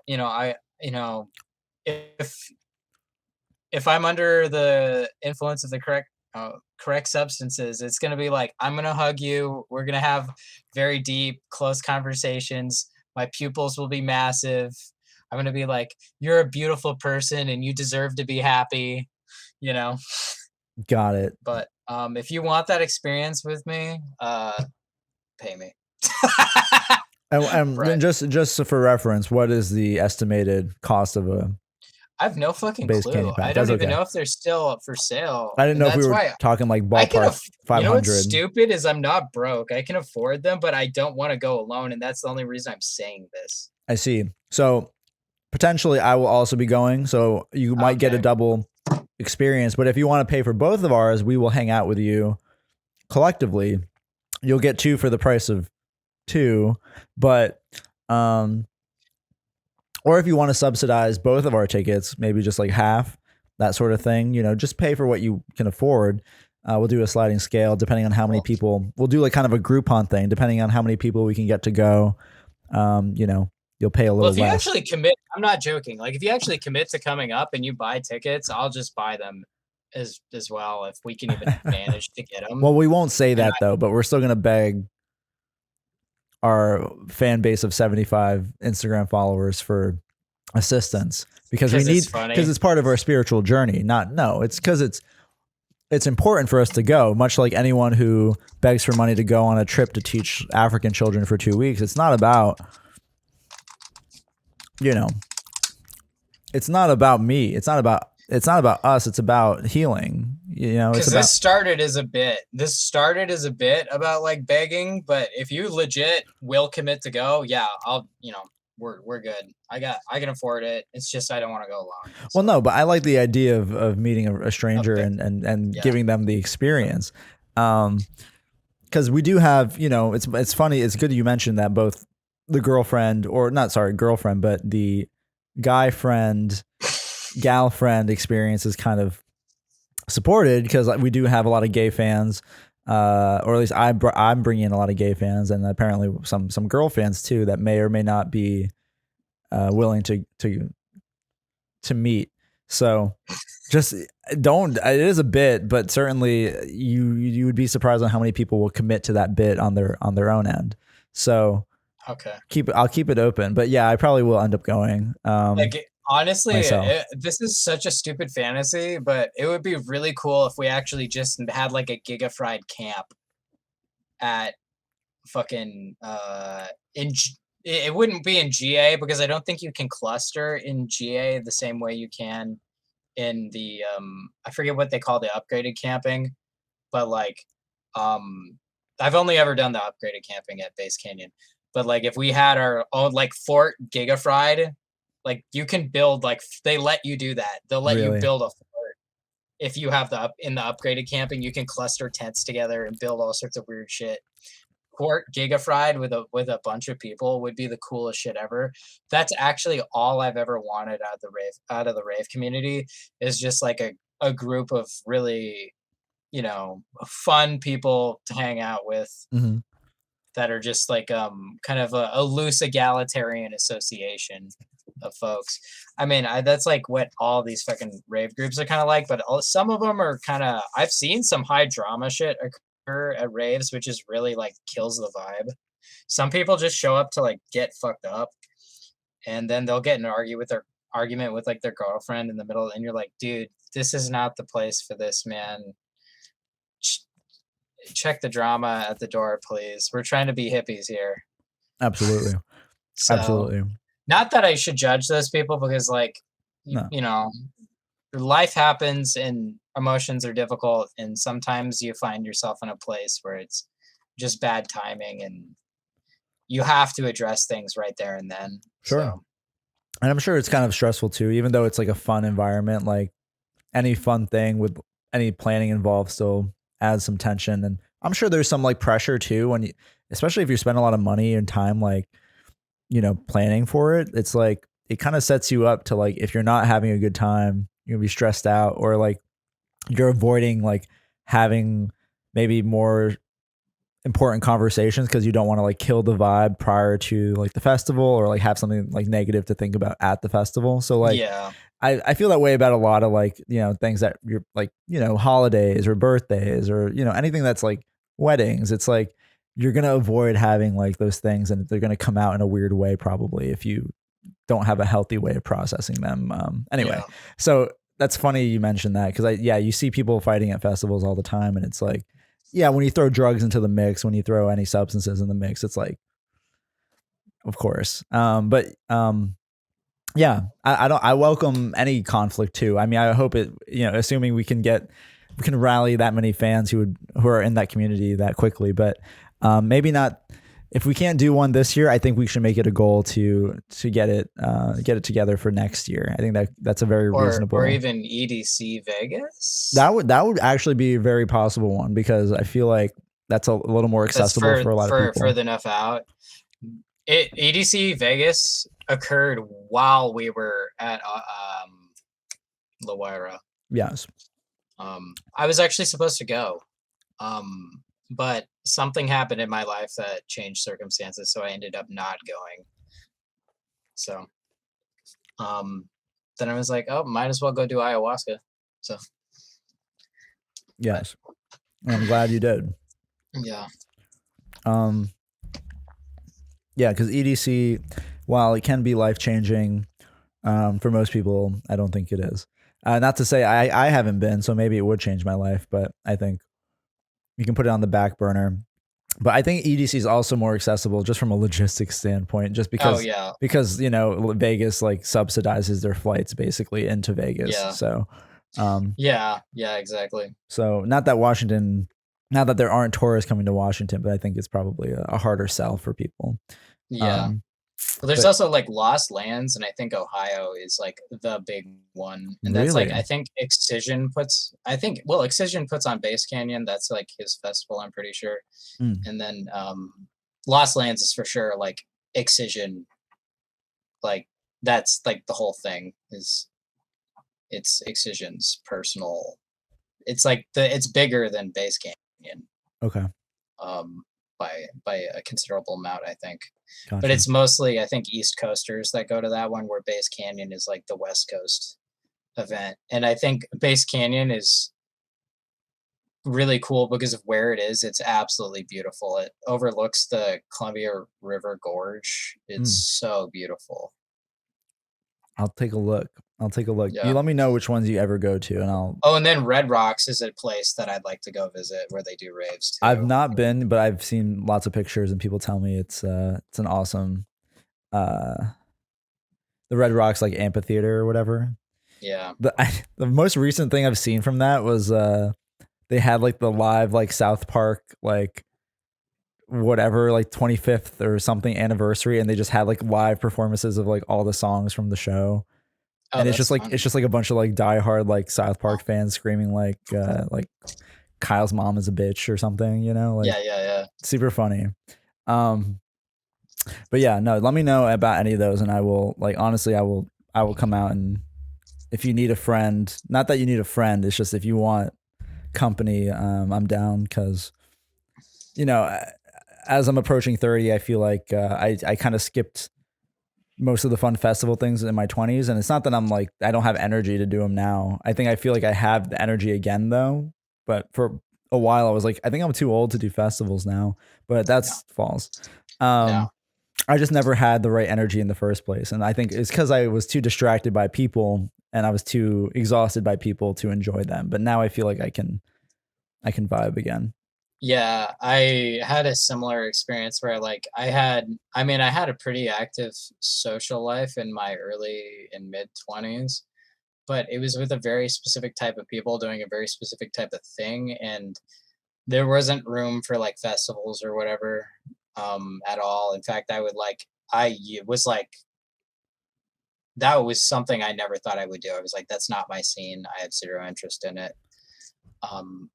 And then I got introduced to it, and after a couple shows, I was like, I'm in love with this. This is awesome. I really enjoy this, and it's something I'll do for the rest of my life. That rocks. See, and I wish I'd gotten that kind of vibe earlier, but I know lots of people who live that life, and I just kind of always judged it super hard. So, well, there's some people who I feel like do it in a really unhealthy way. Oh, sure. Or they go with people who aren't. I don't know. I think there's like a certain amount of like this is gonna sound really stupid, but like there is like a certain amount of maturity you gotta bring to it in order for it to not turn into something unhealthy, you know? Sure. Because it's really easy to just show up and be like, it's like, oh, how fucked up can I get Olympics? You know? Nice. Have you played that game before? Not at festivals, but like at like going to like bonfires and shit like that. Yes. Okay. Yeah. Yeah, of course. Every young man plays that game at some point, I would hope. Yeah. Anyway, sorry to keep distracting. I know you had things you wanted to say, but no, it's actually mostly you. I saw your show notes. Oh, my show notes. Oh, and I did want to fucking roll with that. Yeah, actually, that's fine. Yeah, because the thing is like I feel weird, kind of doing I'm happy. I want to talk about it again, but I wanted to give you a platform to share yours because like I kind of have shared mine, but like in a very serious way, like on like Edge game. But not like in super detail. And obviously like just me spouting, words into the ether is not the same as like a conversation about it. So, yeah, if you want me to kind of like, did you already do all the religious symbolism stuff? Not so much, and it's actually nicer to do that cool. with you because like you're kind of a part of that in a significant way. Yeah. But yeah, basically, Adam and I met the first night. We had like a deep, like not deep per se, but like we had a very like open conversation about our life situations, and so this kind of put this idea in my head that Adam was like a very significant person to meet right off the bat. And we also shared a room. It's not that it was an enclosed room, but we only had 2 bunk beds in that room and we slept in those bunk beds. And so not top bunk, bottom bunk, but separate. It wasn't that gay. We shared the same mattress. Yeah, the same squeaky mattress. They took all the mattresses out and we're just like, fuck, real damn. No. Yeah, they put us there for a reason because they knew about my insecurities before coming. So they're like, we got to make him face his homophobia real quick. So you're gonna find the gayest guy to put him in a room. So like I'm not one to just like they like did massive amounts of research on you, like CIA level like profiling, and they're just like, all right, we need to figure out, okay, we don't have any gay people here, but who's the most suspect individual we can find. Yeah, and then let's put him in with like a really handsome guy and see what happens. Let's put him in a big room full of sexy men, all like who are impressionable in a state of open-mindedness. The 2 German dudes have definitely experienced. No. Well, what's funny that I was like, oh, they got their own. They switched out to their own private cabin. I was like, that would have been a very different energy. They're best friends. Yeah. They've been traveling for 3 months. Yeah. They're German. That's just the whole thing. Right? That's just how it is. They're just German. They're just German. If they were Greek, it would be even more. Yeah. Yeah. So shout out to the Germans. No disrespect. We love you guys. You guys are awesome. But yeah, you guys are awesome. I hope you're not listening to this. So I hope this message doesn't get to you. But I hope you're living a much better life than listening to podcasts. But nothing wrong with podcasts. So we met. I'm not one to like associate. Old people will always say, "Oh, Gabriel, like the archangel," and anyone who's just like Christian or whatever, or just like any degree of religious will be like, "Oh, like that's cool," or like that's your name, like you should respect that. I'm like, I don't give a fuck. And then I met Adam, and I'm like, well, Adam, I just I'm sure you've gotten the Adam and Eve from people here and there, old people, mostly women, old women. Yeah, they're like, I've had women be like, "Can I be your Eve?" Yeah, very nice. I never can answer that in a smooth way, and really? It ruins it for them. It fucks it up. Like, what is the interest dissipates instantly. It's really funny. What is your usual, like, what is your best response to that? Do you feel like? Haha, yeah, I hear that. Yeah, I've heard that before. Haha, good one. Yeah, it's so fucking awkward. No, it's funny. I mean, yeah, there's what is my response? So like, I thought you might have been like, you might have turned it and just been like, "You fucking bitch, like you ate the fucking apple, you stupid cunt." Oh, like that actually would be really funny. That would be kind of that, or I should be like, "Well, have you met the snake?" And then show him my tattoo. Or you can make some kind of rib joke or something. Yeah, rib joke. Oh, fuck. Turn it into an autofellatio joke with your rib. I don't know. Yeah, it's really like I said. But anyway, I'm glad you didn't go crazy with it. So I'm not one to usually do that with the names, but just setting you up for this. So like when we started doing the ayahuasca trips, I was focusing on a lot of things like my mom and like my suicidality and like my mental health and such and such. But as the ceremonies progressed, I found that I was developing this like deeper connection to some kind of like, I was raised Catholic. Okay. Just to clarify, I was not really into it at all, but I just knew a lot about it from like first grade through like ninth grade basically, and never got confirmed. I kind of bailed after that, but I have the base knowledge. So it's not that all this new knowledge came in, but all of this like stuff I had learned and internalized like kind of like came out in a way, and I like projected it to like my world. And at a certain point during the third ceremony, I had experienced what some would say is ego death, or at least I felt was ego death. And I lost complete sense of myself. And then when I kind of came back from that, I just assumed I was dead completely. Like I was still, and then I was me again, but I was dead in the dirt, like sitting out by the fire in a plastic chair. And I was at peace, and I was like, it was really nice. And I was like, that's fine. I'm just going to stare at my feet in the dirt by the fire for the rest of my life. I feel like a caveman. I feel like I was, you know, put here for a reason, yada, yada. And I don't know at what point to insert this like thought, but basically I had no control of my body. And so I asked for help from a facilitator who was actually, up to that point, was a patient, but had that night for the first time had volunteered to be a facilitator. And he was approaching the fire, and for the first time I was able to ask for help, which I'd been afraid to do the whole time because I didn't want to interrupt anyone's thing. But I realized I like wanted to go back to bed and couldn't move at all because I thought I was dead. But I could somehow raise my hand. It doesn't make sense. But anyway, he started helping me up, dragging me inside. And at first I could walk. And then suddenly as soon as we walked into the Maloka, I was like, oh, I can't feel anything. And I just kind of just started slumping my body, like dragging my feet.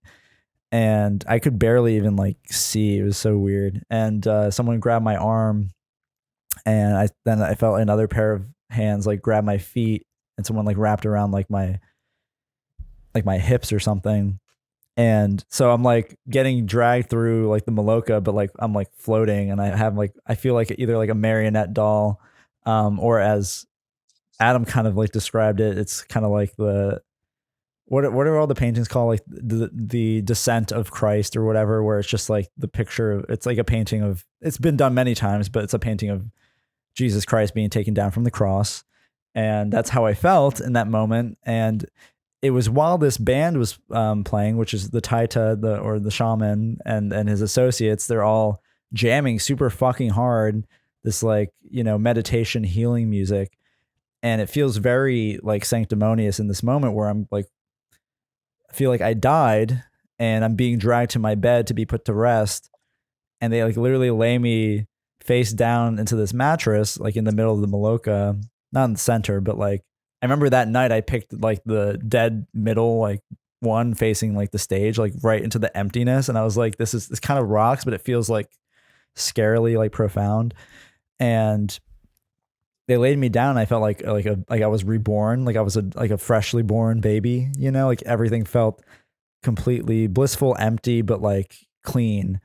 And the music, you know, the way that music like kind of ramp, like it builds so much fucking tension. I don't know how your purge was, but like there was, I forget what fucking song it was, but there is this cue where it finally resolves all that tension that you just instantly want to like, it came up for me, and it also came up for the Indian gentleman who was next to me. And I think also for, I forget where he's from, but also got up at the same time during this like musical cue, and we all threw up in our buckets. And I was like, I don't know who I saw them as, but I was like, are these like, I'm not leading them, but I feel like we're all connected right now as we're like purging. And I know it was also Mr. Indian guy's first time purging as well. And this is a common thing, but the purging actually feels good. I think a lot of people are afraid of the purge. They're afraid, like it seems insane to think like that. I know throwing up like from alcohol is like one thing, or like, you know, it feels good to get the poison out, but this is like a whole nother level of that. I think where it's like, to me, it felt like it was absorbing like whatever evil was in my body. Like I know I don't think like this at all, but like I truly like believed it in that moment. I was like, there's literally evil like getting absorbed by the medicine and like being expelled into this fucking bucket. Like it was so, the best thing in the world was to throw up right then. And that was the first time I had purged that whole week, that third night. So I've been like saving it. I've been holding like back this nausea this whole time. Anyway, I felt like, you know, that people saw me like finally like purging was this like significant thing for no one was watching me. No one gave a shit about, you know, everyone's like doing their own thing. But I was like, is this like, if someone saw me like this, you know, being like brought down, like, you know, like Jesus, you know, so to speak, like, is that how people like start to see, get this idea that there's a, like a religious figure? Like, is that how a Jesus is kind of like perceived? Is that how, I don't know, like, like, is that the kind of imagery you need to start like seeing a person as something more than just a person, you know, as like a saint or like as an angel, that sort of thing? Is this like, anyway, so after I purged, you know, they always leave a cup of water. The facilitators are very attentive to you. They'll like pour a cup of water immediately and leave it next to you with a paper towel folded on top of it, like a napkin. And, when you take a sip of that water, it's always really good, but especially after purging that time, it tasted like it was the best. It was like the best drink I'd ever had. And it's not that it tasted like wine, but the thought I had was like, okay, is this what they actually meant when they said Jesus turned water to wine? Is that he just was so impactful or so significant in someone's life that someone could understand it as something that good, you know, whether it was wine or something that you just, that one of the best drinks you've ever had. Infused with the ecstasy of his presence. Yes. That there was some way to imbue any substance with not magic per se, but you know, something. I'm going to say magic. I would say magic too. I'll say magic. I'll say magic. Shout out to Stav, who says everything's magic, but yeah, it was magic, and it was almost like orgasmic. I was like, this is like the purest thing I've ever had in my, like, after expelling pure evil and then ingesting pure just water. I don't know. So that was another biblical thing, was the water and wine understanding, like vaguely. And when I got up, that was the first time I could dance. And I remember feeling like such a fucking, like, I think everyone feels that to some degree, like they're like, you know, a completely new person, like reborn, you know. But once I had this Jesus idea in my head, I was like, oh, I've risen again, and now I'm dancing and setting, like, I in that moment I felt like I wanted everyone to come with me, and I wanted to like lead people into like this like holy like trance dance thing, like, I don't know. But it was really good. It was really powerful. And then some other stuff happened. I had a really like deep moment with Katie, like sitting by the band, which makes me want to cry every time I think about it, because I've never felt so at peace, and so like loved, and so like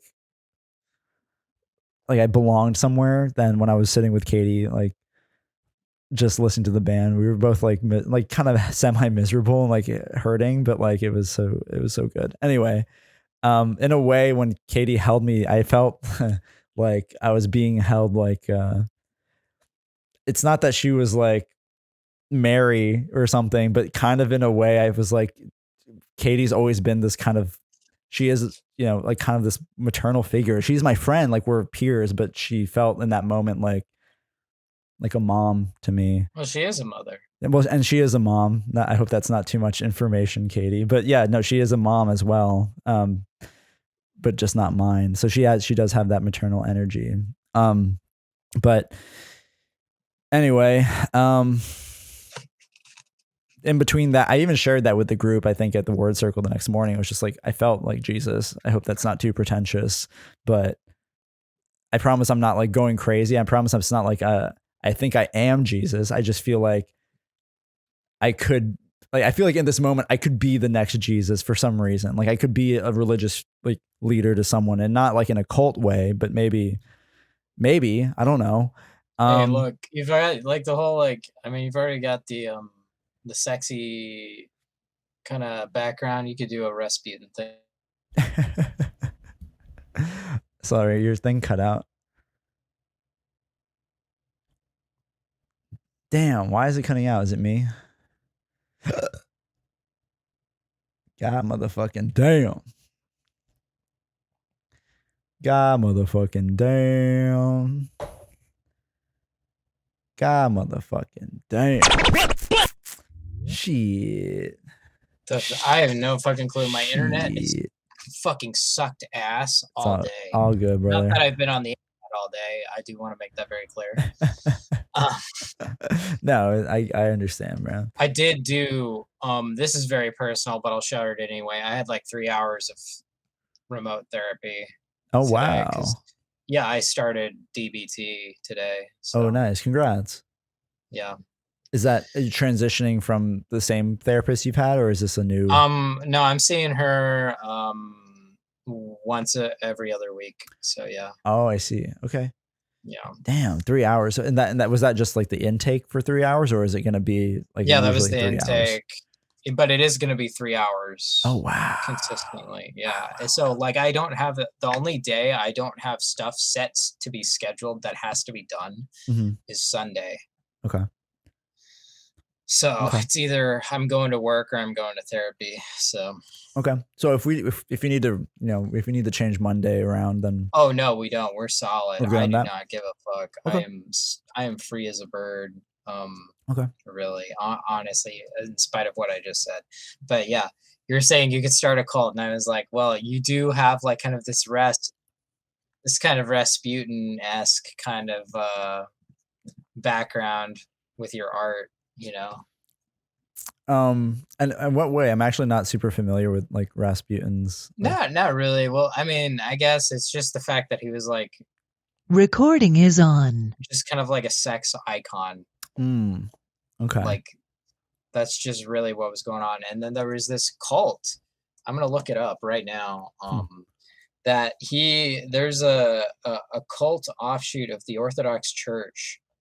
That was in Siberia, that basically they had this idea that in order to make Christ's like redemption, like death on the cross, like mean something, they needed to sin in order to have something to be redeemed for. Okay.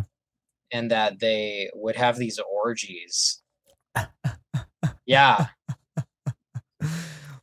That's interesting because I felt many times that I wanted to like make my life about just giving myself something to be sorry for, or something to like recover from, whether it was like addiction or like being fat, just to like lose a bunch of weight and then just make my life about how I lost a lot of weight, just like what is my major arc to repent for, or a major thing to recover from. So it's maybe not the sex thing, but kind of right now it is. But that's interesting. Yeah, the cults were called clists. Yeah, clists. Or clisty. So yeah, they were like ecstatic Orthodox Christians. It's kind of an interesting thing to think about. I'm gonna look into that. Yeah, because I mean, I'm not saying I'm trying to start a thing, but clists. That's actually what a long time, like my Tinder profile back before COVID said. It said failed pop punk singer turned cult leader. Was that well received, do you think, or it was? Start a lot of it was well received. That's kind of hot. That is a hot sell. Well, there's honestly like kind of some. This is stupid. I shouldn't really share this. No, I think I'll leave that. Okay. Unsaid. Okay. But yeah. I'll be thinking about it though. I had a friend who hooked up with girls, and he would like read Psalms while they like sucked his dick. What the fuck? Yeah. That rocks. No, yeah. He was like, but him and I were like, we matched each other's freak. Let's just say that. No, I kind of No, I know I said what the fuck, but I'm like, that's not even that. That sounds fun. Yeah, he was a cool dude. But yeah. But you could definitely. I feel like you could start a cult because you have the right look, you have the right voice. Well, maybe it's just because I'm wearing this poncho right now too. Maybe it adds some your mystique. ASMR voice is perfect for a modern cult Well, experience. thank you. I would like to think that I'm cult leader material, but I think I don't lack the persona that's right for that. But I do think I have the imagination for that, certainly. I think you And do. And I think I have the philosophical chops for that.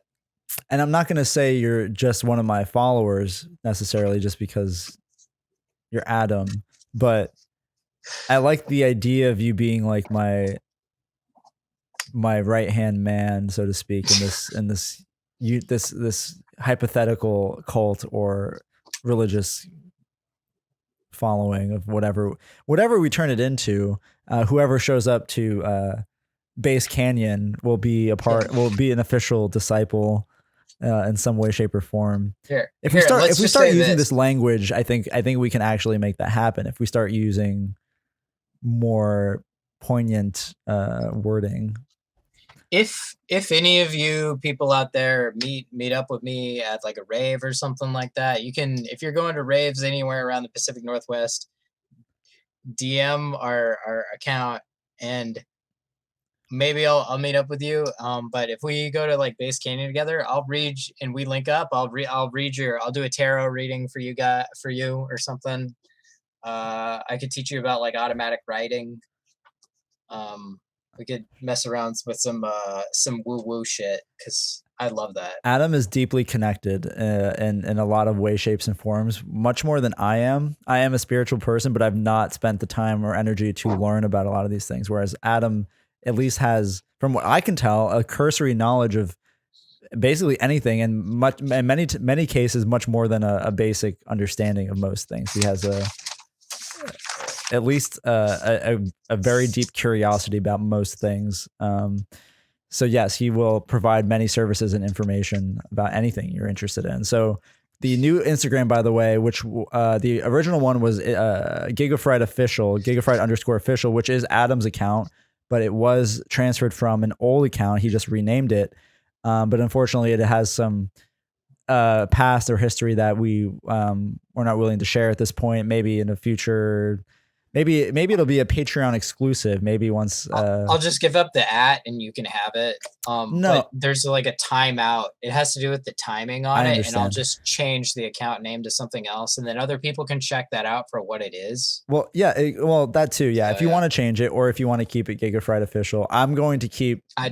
I'm going to keep. Oh, you're going to keep it Gigafried chicken? I'm going to keep Gigafried chicken. I think I like it. How do you feel about Gigafried? I never checked with you. I just that's cool. That's cool. Like was that inspired by something else? Yes, it was. Yes, it was actually. Okay, I thought you would appreciate the illusion slightly. I do appreciate it. Okay, that's cool. Fun. Yes, and it worked out perfectly. So yes, Gigafried chicken, no spaces, no nothing.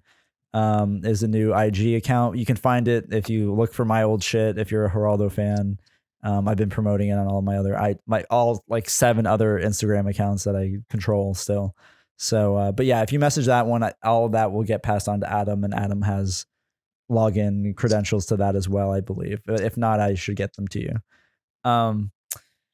Yes. Oh, and so the final illusion, the final biblical illusion, is on the final day. We did a day ceremony, which is awesome, and also they did a wedding at the day ceremony, which is not a common thing, I'm told, but is a thing that can be done and was done at Lawira. And I'm not going to go into details of how powerful that was, but it was powerful, and I felt like I fully embraced my new like persona as like a leader, or like a healer, or as someone to bring people out of like darkness or pain or suffering or whatever through my own sacrifice. So really leaning into the Jesus thing. So at a certain point, me and Adam connect. as we're like kind of coming down, we're not like, I mean, we're still, under the influence, but we're talking, we're able to talk and I think I started with crying on your shoulder, though. I think that's how that started. I think, yes, I think that is true. Yeah. Because I was keeping a watchful eye on you because I felt like I came out of it pretty early, but I know everyone was still processing pretty hard. But at that point, I had adopted this facilitator like cadence and energy where I was like, literally, I was wearing this poncho. I'd bought that poncho this morning and I was just strolling around as if I was like Mark or something. Just like, it makes you feel some type of way. It does. It really does. It's really a powerful thing because I like, sorry, go ahead. The costume, the ritual costume itself is imbued with like magic. It's like what was that experiment that they did where the guy dressed as a doctor and he's like, shock that motherfucker till he dies. And people are like, okay, but it's like the same shit. It works on yourself. When people wear masks, it affects the way you're thinking as the mask wearer. Mm-hmm. That's fascinating. So that plus drugs equals more magic. Yes, lots of magic happening the whole time. Yeah, that's interesting. So I adopted this role, and like it was helpful for me because I'm like a nurse, and I was like, oh, this is how like nurses should actually be. Like these people, like ayahuasca facilitators, nurses should be soft spoken. They should be like mindful, but not like in your face. They should be, keeping a watchful eye on you, but letting you have your own healing process, whatever that may be. Just intervening when it's needed, not micromanaging every aspect of your healing, which was really powerful for me. And so I saw these people as literal saints. I was like, when I saw people walking around in their ponchos, just like kind of slowly, carefully, like keeping a watchful eye, I felt protected, like they were guardian angels, literally. So I saw them like floating. I saw them with wings. I saw them with all sorts of things. And then I saw myself with them. It was awesome.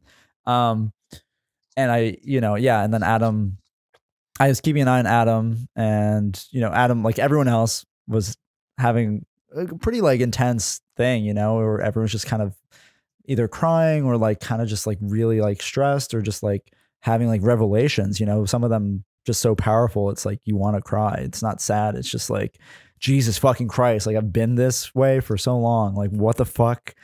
Anyway, really beautiful to watch, and I could dance the whole time, but like also focus on like people who needed. Anyway, so yeah, when Adam and I connected, it was like it was this huge, like, for me, it was like finally like we reached the other end of this, from where we were when we first started. It was very powerful. Like we did it together.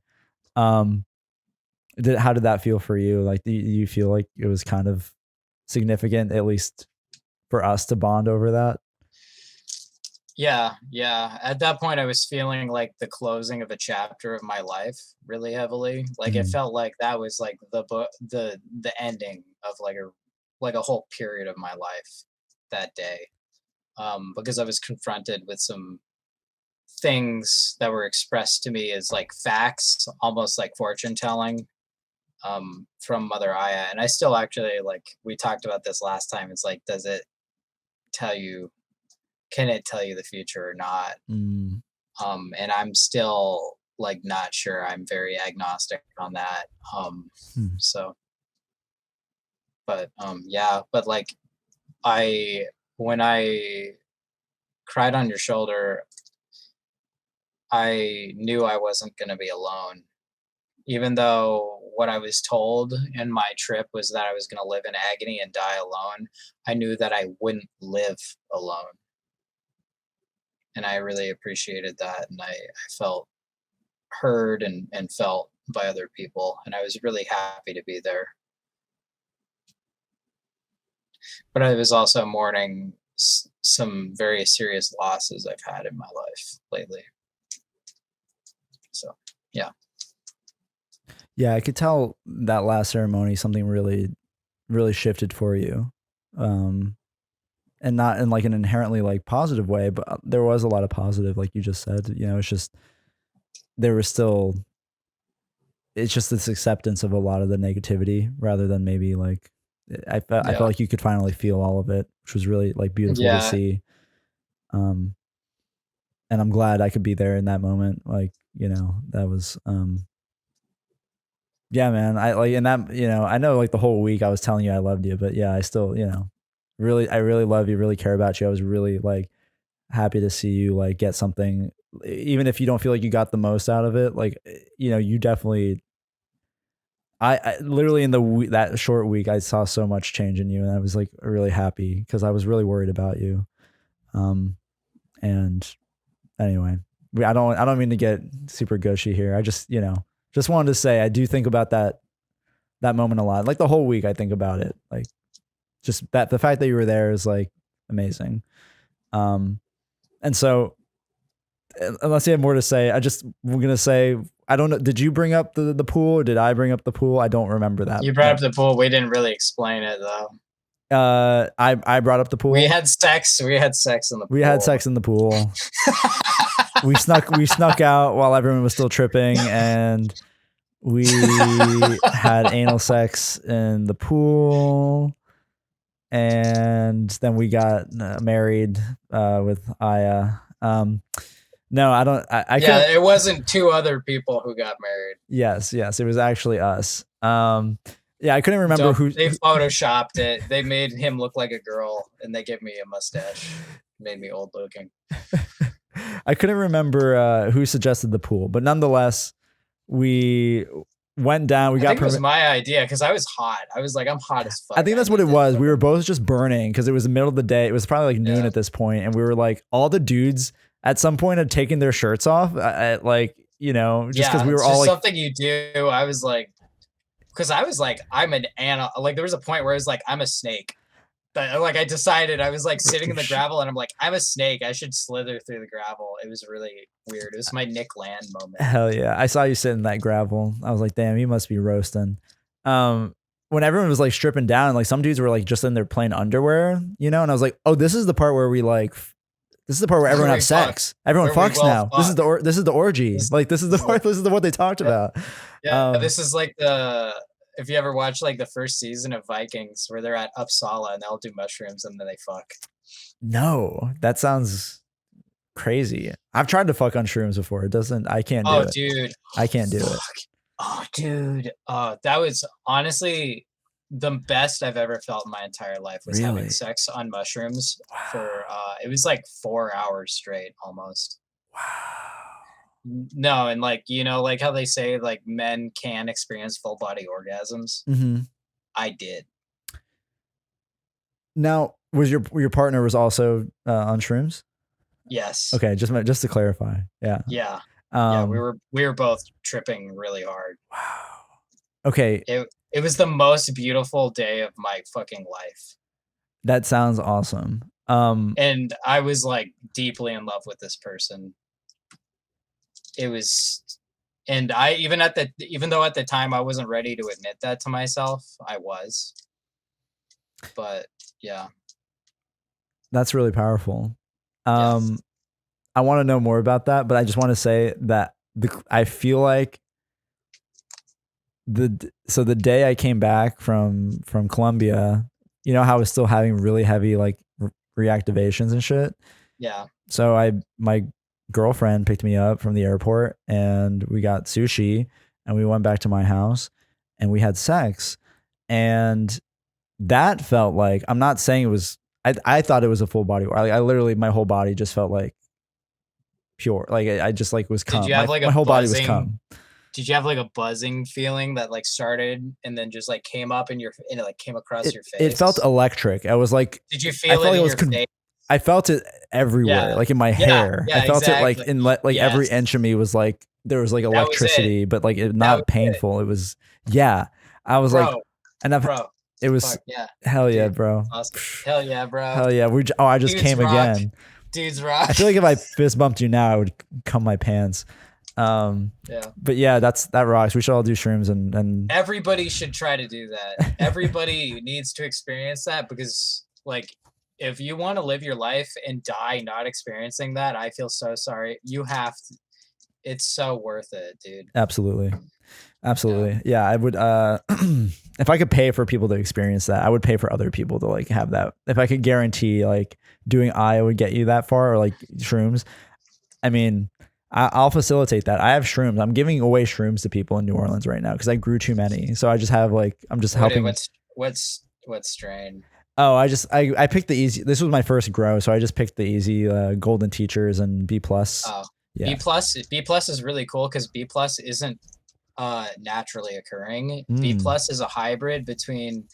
I could be wrong, but I'm pretty sure I read this somewhere that it's a hybrid between Amanita muscaria and psilocybin. So Amanita is not a psilocybin mushroom. Huh. I did not know. I didn't do too much research into, but I am going to do another grow soon, and I'll let you know what strains I'm doing with those. They're supposed to be more or less exotic, I think. Yeah, B plus is actually my favorite. Really? That's good to know. Well, because some genius made it in a lab. That is brilliant. Yeah, I did not know it had that history, but yeah, yeah, I want to look that up. Did you fuck on B plus? Do you remember? Do you know what you fucked on? It was B plus that I grew. Hell yeah! Oh, nice. Respect. Maybe I'll just do another B plus batch because I don't know what these other ones are, but wait, okay, why is it saying it was found in Florida? I'm pretty sure it's a hybrid. I believe, yeah. I'm very sure it's a hybrid. I like that the mythology of it being a hybrid. We should make our own hybrid. Some mycologist is gonna listen to this and be pissed off and be like, "It's not a fucking hybrid, you dipshit." Us amateur mycologists. I'm sure. Well, I'm sure you're much more well versed in all of it than I am. I'm just. I just wanted to heal. I didn't realize it was so easy. But no, this shit's fucking rocks. Yeah, I'm gonna do some more for sure. Yeah, I want to be that guy. I actually had people. I don't know if I told you. I've had people like connect. Like when I tell them that, like they're like, "Would you?" You're not gonna get like raided, are you?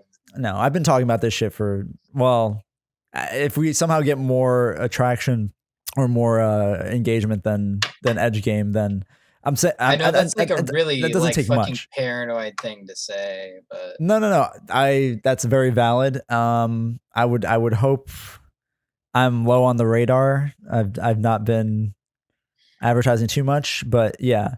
I've had some people like reach out to me and be like, would you, like my neighbors, I finally met my neighbors like a couple of weeks ago, like actually like sat and like had a real conversation. Like I knew of them, of course, but I like just threw it out there. I was like, hey, I have extra shrooms. I don't know if you guys are interested. I hope that's not weird. And they're like, actually, yeah, we've been actually thinking about doing them for a long time, but we're not really like, they asked me to like sit for them, like to trip sit. I was like, yeah, that'd be great. It didn't work out. But since then, like I've had other people like offer, or like we got into a conversation of me trip sitting for other people. And I think that'd be really fun. It's interesting how people feel like they need trip sitters. Right. Because I come from a place of ever just doing it alone in my room. So fucking raw dog it. Yeah. I think you get a lot more, at least initially, but I understand the apprehension, I think, of first timers. But anyway, I would love to be someone like, I've never actually been around for someone's first time, so that would also be just interesting for me. That was I had experience with that where I did that with a couple individuals from a past life, we'll say. So you can guess kind of like the kind of like overarching theme yes of what that looked like. It was really dark and intense. Did you trip with them or you just sat? Yeah. I was like, I'm going full. I was doing the ayahuasca facilitator thing, except I went full bore, where I'm just like, yeah, I'm rocking. We're rocking out on this one. And it was really crazy because well,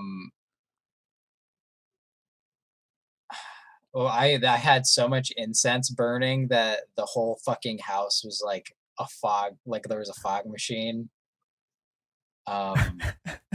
It was really crazy. But I think when we were coming down, we watched there's these Warhammer 40K like fan made like short films called Astartes.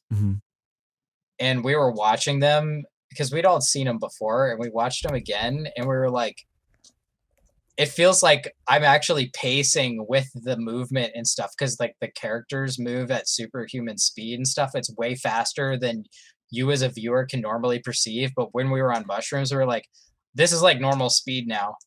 These dudes look intense. I just looked up Astartes like Warhammer, but I was like, okay, sorry. I just wanted context. No, you got to watch the video sometime. It's really good. I will. I'll send you a link to it. So Yeah. it's like, it's a series. It's really fucking good. But anyhow, yeah, but the pool baptism. Oh, So we didn't even talk about that. We just like cracked a joke and then moved on. that's fine. Yeah, the gate. It's like the scene from Spring Breakers. It'd be funnier to just leave it as like, yeah, we fucked in the pool and called it a day. They called it baptism. Yeah, and we called that a baptism. So we went down to the pool, and then I guess we decided we didn't want to like get changed and like do the whole thing, just because like we had to actually go back up to the Maloka for like they were gonna do a cleansing. They were gonna do a cleansing after everyone kind of came down. And so we literally just dunked our heads in the pool. Like we just laid down and put our heads in. And I don't know if I mentioned or I made the connection or you did, but yeah, I think you did we just baptize ourselves? And yeah. And it felt very refreshing, and I felt again reborn, and you know, whatever symbolism you want. And then we listened to, was it EDM, like played off your phone? We listened to Overthinker by Enzo. Yes, I'm gonna make sure I add that. That was, I don't know, the music sounded so good coming, like, because I didn't really listen to music really throughout the week very much. I think we'd listen to a little bit, but like after we finished our last ceremony, that's when I was like, okay, I'm now allowed to listen to music. Yes. After kind of abstaining from music for a while too, I liked the Aya healing music, but then like hearing like any other music also sounded like that was like another like new. Yeah, I one learned. of the Germans snuck their headphones into ceremony, and I was like, I'm Really? kind of jealous, because I'm like, I know if I listen to the music I want to listen to, I think I would have a better time. Yeah.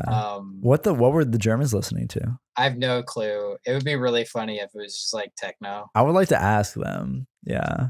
I would like to know. I'm curious. But you're not supposed to do that. Oh no, of course not. You're not supposed to bring your headphones or your phone or whatever. But I respect it. Honestly, that thought didn't even cross my mind. Well, because it's his experience, and you know, he wants to control what his experience is, or like he has the right to pursue the ideal experience for him. I agree that, yeah, there's no, as long as it doesn't disrupt other people's experiences. I agree wholeheartedly. But the thing that for the listener, in case you don't know, we can share the Aya playlist, or if you look up Lawira 1 on Spotify, it's not all the songs on there. It's maybe like half the songs are played by, not even half, maybe like a quarter of them are played by a live band, and they play the same songs every night, every ceremony. They play the same songs, and essentially, I think in the same order. I don't know. Is that true? It felt like it. It felt like it. So you learn the songs pretty quickly, and you kind of start to associate them with certain parts of like your journey. Yes. And I'm not saying that's not powerful or important, because you certainly can have, you know, like you said, like the Germans are entitled to their own experience. They're paying for this like thing, as long as it doesn't interrupt anyone else's thing. So, but the music does have, but I feel like you can create that own experience with your own music if you wanted to.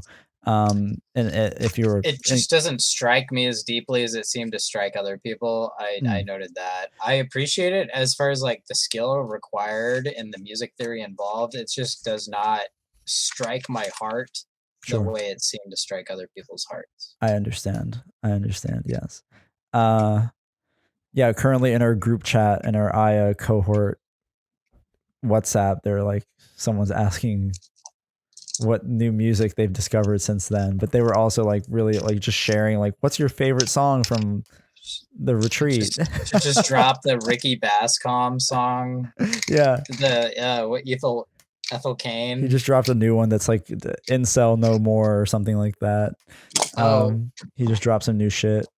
Well, I know that one of the first things I listened to coming out of the Aya, this is like the first day when we were done. I was like, I'm gonna listen to Marauda for some reason, which Marauda is like heavy bass music. Marauda. Which is like, and it's all like dark, really dark, like death metal type aesthetic. It's not death metal, it's fucking bass music. But like all the art is like evocative of like death metal cover art and shit like that. But it sounded so fucking good. It was insane. And I think it brainwashed me into like really, really, really liking Marauda. Because like I've been listening to Marauda basically every day since. What is how do you spell Marauda?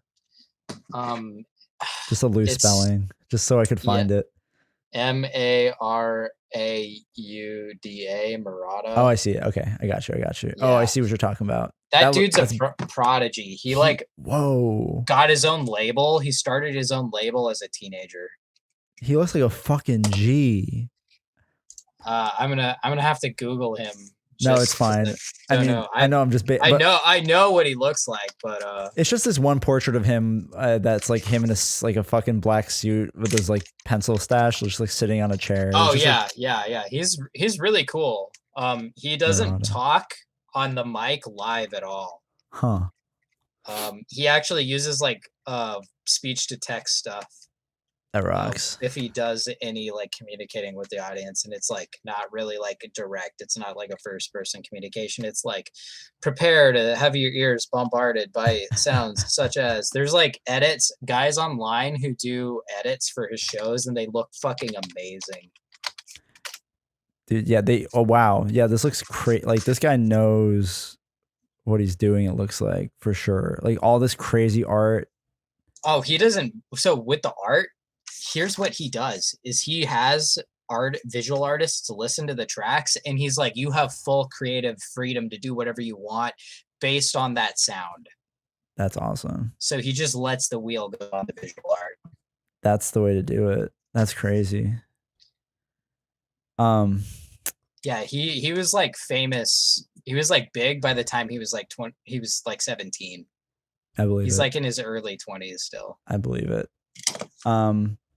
Gotcha. So Marauda, you started listening to Marauda pretty much fully again, like since the retreat. Yeah. I've done the same with just a lot of meditation music, unfortunately. I just let Spotify like suggest like more Lawira based like playlists, and I was like, yeah, I like this too, surprisingly. That, and I got really into Zydeco. If you're familiar with Zydeco as a genre, it's I guess Louisiana claims fame to it, but it's like a mix of like Cajun Creole music, and it's kind of like dance hall-y in some ways. Like, okay, you know, like the Cupid Shuffle. So like the guy who made the Cupid Shuffle, his name is Cupid, and Cupid is also like a very committed like Zydeco performer. So it's not that all the music sounds like Cupid Shuffle, but that has like Zydeco influence. But the predominant thing is accordion. So anyway, I've been really been listening to really like not shit I've ever listened to in my life. It's not to say it opened me up to everything, but like I'm definitely like, now when weird shit pops up, I'm like, I will sit intently and just be like, I can feel like a lot of this a lot better than I used to. I listened to Headache, like mystery recommendation, and I was like, holy fuck, this dude's a genius. Yes. It is genius. Yes. Headache is so good. Headache's good. It inspired me. I'm like, I wish I should just do like Headache style, like spoken word. That's honestly how I felt about it too, because I was like, I'm so anxious about like singing and like trying to make my voice like a melodic thing, but like this is just as powerful as if it's probably even better than if someone's saying those exact words in some way, shape, or form. Like, well, like the intro for the beginning and the end isn't even him, but it's so powerful where it's like, have you ever woken up naked and wondered how you got there or something like that? You're listening to Headache. Like that with the fucking vinyl filter over it. I was like, holy shit. I'm glad you like it, man. Because I love that so fucking, like, when I was at my like worst, like I would listen to that like for like a month straight. That like Headache. And how that song ends is like, and here's to all the ghosts out there, I love you. Mm-hmm. I was like, I felt that track. I felt so much. It's so good. I made my mom listen to it. And she was just like, I also made my mom listen to like Marauda too. I was like having like a fucking manic episode. And not like not actually, a negative one, but like a euphoric manic episode where I'm like, you gotta listen. And I just made her listen to all this shit. And she's like, I don't know. I can't remember how old my mom is, but she's pretty old. And she's like, yeah, it was not able to like appreciate any of it. It was really funny. It's nice she listens to it though. Like she's like, at least she gives it a shot. That's awesome. I made her listen to Varials once. Which is really, really funny. Has she been receptive to anything you've shown her in regards to music? Like covers. Okay. Of like stuff she knows. Gotcha. Yeah. I still have this long list of stuff, like this page written in my journal of all the music like you've mentioned that I was like, I gotta look that up. And I haven't gone through most of it, but I did actually write. That's so funny because I did not know this, but I wrote down. I did literally write Overthinker Enzo. I don't know if you can see it. I'm not going to try to show it to you. I'll send you a picture later. Yeah. Literally wrote Overthinker Enzo. And then above it, I wrote Marauda, but spelled like how I thought it was, like Mirada. So we've definitely talked about it before. But yeah, no, it's like we definitely connect on a lot of music stuff. Like even though like I know like I'm not well versed in a lot of EDM, but I realize a lot of what I like is just kind of EDM. You should check out Freeform Bass. I think you'd really like Freeform Bass. Yeah, I got that. So the reason, we were talking about, yes, you played Overthinker off your phone, and we just like literally just sat and like vibed. We like danced in the sun, kind of alone. That was the first time I danced because I wanted to feel like I could dance because I'm watching everybody dance. I was like, I wish I felt like dancing, but I didn't. Mm-hmm. Yes, it was a really nice moment. And it was just like, oh, the music was wrong for me. Yeah, that music can be hard to vibe to. But yes, dancing to Overthinker in the sun, feeling like my skin was burning. I was literally burning. I was like, oh, I wasn't like, the sun felt good though. And yeah, man, that was a really sweet moment. But then we started talking again, so we turned the music down. But yeah, that was such a nice. And the kid came and grabbed your sunglasses. Right. And then, so there are kids, literally kids at the place. They're not doing ayahuasca, but they are Sam's, the owner's like kids, and they're very young. They're like 2 or 3 years old, maybe. I don't know. And yeah, one just ran up to me and started smashing my glasses like against the wall, which was really funny. But I didn't care. Obviously, I was like the happiest I'd ever been. So yeah, it was funny. I was like, oh, I could deal with a kid. There was, in a weird way, I was like, oh, I think. So this is a conversation for another time, but basically I went up with I used to have a very antinatalist like view of the world and very just like nihilistic in general. So that also extended to like, no one should have kids. We should stop existing as a race, like people suck no matter what. Like that's human suffering is inherent by when you create a child, like that whole thing, like to an extreme. I was like, I'm all for it. Like not kill everyone, but stop having more kids. And Adam's out again. So I'm just going to keep talking. Damn, that sucks. Okay, hey, there we go. Never mind. All right. Yeah, my shit cut out too. I don't know what the fuck the issue is. It seemed like it was on your end, not mine. Yeah, no, that was the first time this fucked up on my end. But maybe it was this issue the whole time. So I'm going to look into maybe an alternative to this. It worked really well the first time for the first episode. No, I don't know. It's just been a bad day tech wise. I wonder if we have like Never mind. I won't get into that. No, it's all good. We should do incantations and burn some incense before we start the podcast. I'm actually going to do that. I'm not joking. I actually will do that too, because I'm going to do it, and we record it too. Yeah, we'll record us doing. Yeah, we are going to cleanse our spaces because we came back. You know, I don't think I cleansed my house actually since I've been home. I bought Florida water, but I haven't used it. Damn, dude, did we just lose it again? Recording is on. Okay, cool. Excellent. So yeah, we're doing good. Anyhow, now that we're all cleansed up and shit, I'm gonna set this so it doesn't burn a hole in my fucking. Dude, this smell, like every time I smell this now, I'm like, I'm gonna. I love Palo Santo. I'm gonna reactivate, bro. Yeah, was that the first time you ever smelled Palo Santo before? I've never like put it that up. Like I've definitely smelled it in passing. Probably like when I pass, like definitely on Bourbon Street, there's always dudes lighting this. Oh, like yeah. all the Santeria, you know, like fortune tellers and shit. Yeah, exactly. Yeah, so I've definitely smelled it in other places, but this is my first experience with really this up close, and then also the Florida water. The Florida water. Yeah. Florida water's good shit. I never knew. They actually use that in all ports, like all sorts of places in South America. They'll like Gordon White talks about this. I don't remember if he said he was in Uruguay, but like people like have Florida water in like spray bottles, and like when they're driving up a mountain path, they'll spray it on their car. Really? Yeah. Ooh. Yeah. It'd be cool to have Gordon White on here. Have a what? Gordon White on as a guest. Yeah. Wait, who? Gordon White is? He's writes books about chaos magic and shit, and he's like just kind of an adventurer, writer, magician. Like not like an illusionist, but like we're talking like Aleister Crowley occult shit, you know. Okay. Yeah, I like. But that. I don't. Yeah.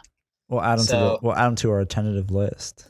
I feel like that may be a hard one to build, but that's fine. I'd love to have him on. I think it's great to even just have the idea out there, have it documented, and just something to look at once in a while and be like, maybe. Could have another adult performer on who's also into the occult is Connor Habib. Connor Habib. Yeah, Connor Habib. He's friends with Gordon White, so. Oh, I see. Okay. Well. Yeah. Who's to say? I don't know. What do you think would get either of these people on? Like, what would we have to? I don't know. Keep talking about occult shit and magic and esoterica and you know that kind of stuff. Which is what that's honestly one of my big passions. So. That's good. Yeah, because unfortunately it's not been mine. But I think it's also the closest. The most I've been into it, yeah, I probably will. If you want to be a cult leader, you better start boning up. I'm probably the most receptive to that thinking now. But there's also part of me that like maybe we'll just like I'll do my own. I'll make my own, pave my own lane or something. You know? Yeah, that's called natural magic. Yeah. Oh, natural magic. It's like paving your own lane. Yeah. Interesting. Like people who've been doing it since they were children, like just naturally engaging in the process of magic. I would fall into that category. But I would not consider myself gifted. It's just that's kind of where just been my path. It has to do with the imagination thing, I think, largely. Interesting. But yeah. We can definitely explore that more. Yeah. Anyhow, where'd my notes go? Because we were talking about the baptism thing. Yes. What's kind of fun is I noted that it's called Mother. They call it Mother Aya, and it definitely when I encountered it was a female presence for sure, and I knew that's what it was going to be. And so coming into before I came in and did ayahuasca, I was consulting with my personal this is going to sound corny, but I don't think it's corny. It just is going to sound corny, but my personal psychic. And she told me, no, she didn't tell me, but she gave me confirmation that I needed to work with like female energies and stuff leading into communing with the Aya. Hmm. And initially I was like, all right, so I gave myself a laundry list of like entities I wanted to deal with, which would be like Kali Ma and like Santa Muerte and Lady Babylon, but I ended up only working with Kali Ma leading into my Aya experience. Huh. That's the That's only. Sorry, I was just writing prayers to her, and that was like most of my work is just writing prayers and reciting prayers to Kali Ma. I'm not super familiar with Kali Ma. Is this the only true image of like? Is this the sickle, like the sickle and the arms? Is this the image that you've seen, or like that you were imagining? What the sickle? What were you talking about? She just has like every image I see is like either a sickle or like some kind of sword, and she's like Yeah. beheading someone. Yeah. She's the wife of Shiva. It's the form of the wife of Shiva, and she kills and eats demons. Oh, I see. Yeah. Okay, sorry, I know nothing. But she's like death. She's like time. She's the beginning and the end, like oh my the God. all-consuming. Jesus Christ. Yeah. Our dark mother. And the badass. loving, the infinitely loving mother, death. Okay. Yeah. Which is perfect because in some of the research I did about Ayas, they refer to the vine, which is Banisteriopsis copy, also known as Yage. The vine, they call it the death vine. Mm. So so I was thinking like death vine, mother Aya, mother death. You die. A lot of people's experiences. I died in my trip. You died in your trip. That's like a really common thing. And it's like that death and then rebirth because it is mother death. You die and then you're born of the mother death. I know this is like not that. Oh, fuck me. What God happened? damn. What happened? I should just take this shit over to the router. But anyway, I know what I was saying is like kind of like it's not that deep, fam, but you have to look at things like that and think about them like you're high in order to actually appreciate what's going on. I get what you mean, man. You know? Yeah, everybody takes shit for granted as far as like symbolism and stuff. I agree. I've definitely paid way more attention to every little thing in my life up to this point and currently in my life, and it's like I don't discount anything. I've been getting some crazy tarot readings. Really? Yeah, ones where I'm like, I'm not gonna spell it out because like I am not a big fan of testing. Like you should not test whatever you're working with. You should just do your reading, do your divination process and get it over with. Don't fucking test or be like, you can do like if X then Y type stuff, which is what I did. I did an if X then Y where I'm like, if I draw this card I'm going to take 10 cards off the top of the deck. And if I draw this card within those 10 cards that I draw, then this means this, which is not how you really do tarot readings at all. But that's what I did. And I go 1, 2, 3, 4, 5, 6, 7, 8, 9. Or actually, I counted down. I was 10, 9, 8, 7, 6, 5, 4, 3, 2, 1. 1. Card 1 was the exact card. What? That was the conditional card. That happened twice in a week. Except instead of it being the last card I drew, it was the third card I drew. And then I just took the 3 cards and I read them as like a 3-card spread, as we're like, okay, this is a 3-card spread. That's what I'm getting out of this. These are all the cards I'm drawing, and these all have meaning. So yeah. That's powerful. Yeah, I used to not believe that. I used to believe that tarot only reflected like yourself, like psychologically, and that you only like saw it as a reflection of yourself. It didn't actually reach like out in time at all. Mm-hmm. It was just like a mirror for you to contemplate yourself, like almost like a prompt. But I already experienced like synchronicities and stuff like that like showed that time reaches back and backwards and forwards. And I just thought like, oh, the fact that we can just access it with cards seems really silly to me, is what I thought at the time. But as has gone on, I'm like, no, it literally tells you the future. It can literally tell you the future. However, there is definitely a signal to noise ratio that you have to learn about and figure out how to like tune it so you get higher signal and less noise. This is something you've mentioned before, right? The signal to noise ratio. I feel like that's something that you've looked into thoroughly. I actually coined that phrase. Okay. For in the use of tarot. I'm the first person I've ever heard say that. I'm borrowing the term signal to noise ratio from how they rate night vision goggles quality.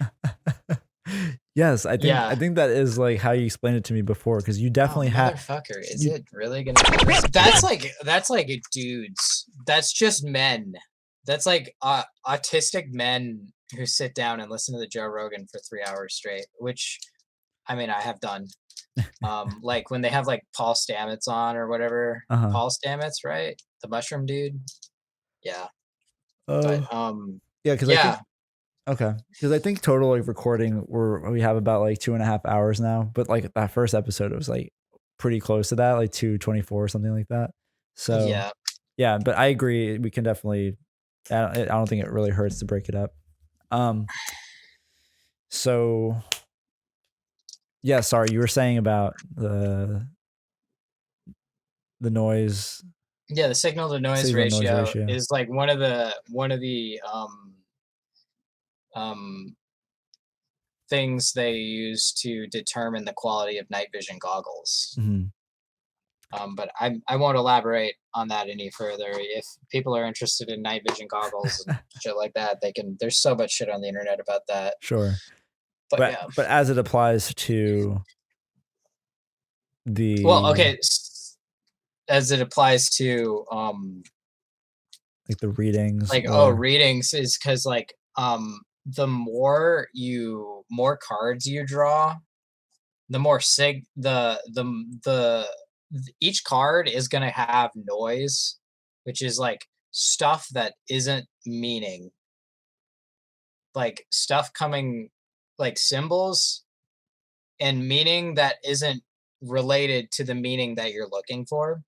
And the more cards you draw, the meaning that's related to your circumstance is not going to be the same amount per card. Like you can have a lot more meaning coming from one card than the next card, or vice versa. But the more cards you draw, the more noise you're gonna get. And honestly, the way it just seems in my experience is unless you're like writing like a perfect, like you're hitting some sort of moment where everything is just in tune, the more cards you draw, the more muddied and messy your reading's gonna get. You're gonna see a lot of dudes who do like YouTube tarot is kind of funky because you see people do like fucking spreads where they use like 30 cards. And the reason that works is because they're YouTubers. They need a lot of content and they need to just be able to talk for fucking 10, 15 minutes straight. And they're also speaking to a really broad audience. If they did that with an individual, like if you sat down for a tarot reading and some dude, there are traditional spreads that use almost the whole deck. That is a thing.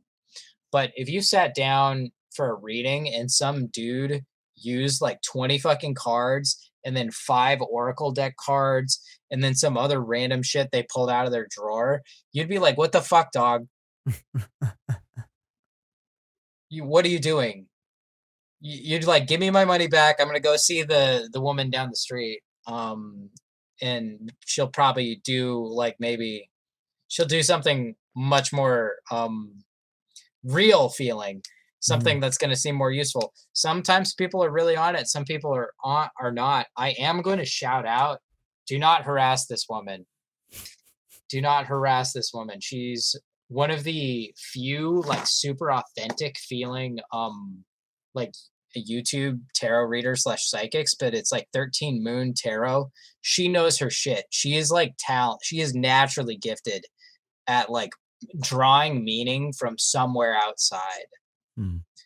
Her aesthetic is like the exact type of aesthetic that I'm really skeptical of naturally. Like there's something about the white girl tarot aesthetic that I'm like just like really just like, okay, I don't know, maybe. But she, in spite of that, she's clearly one of the most talented people on YouTube when it comes to like tarot and readings and psychic shit. She's really fucking good. Interesting. Highly recommend. What was her name again? 13 Moon Tarot. 13 Moon Tarot. Okay. Yeah. Shout out. Yeah. I'll look into that because, you know, I've not been receptive to that in the past. I've not dated any white tarot girls, surprisingly. But yeah, I feel like that's what I missed out on. But yeah, since having met you, I was like, you know, I should have had you do one like a reading for me, but I was like a little bit paranoid about. You want to do one right now? That bad juju leading into a ceremony, but someone's gonna get up my ass about the way I read the cards, though. Why is that? I'll just draw a card, and if we get lucky, it's gonna be one I know well. Okay. Okay. Because I haven't memorized. I still use reference material largely, so I'll be back. Oh, okay.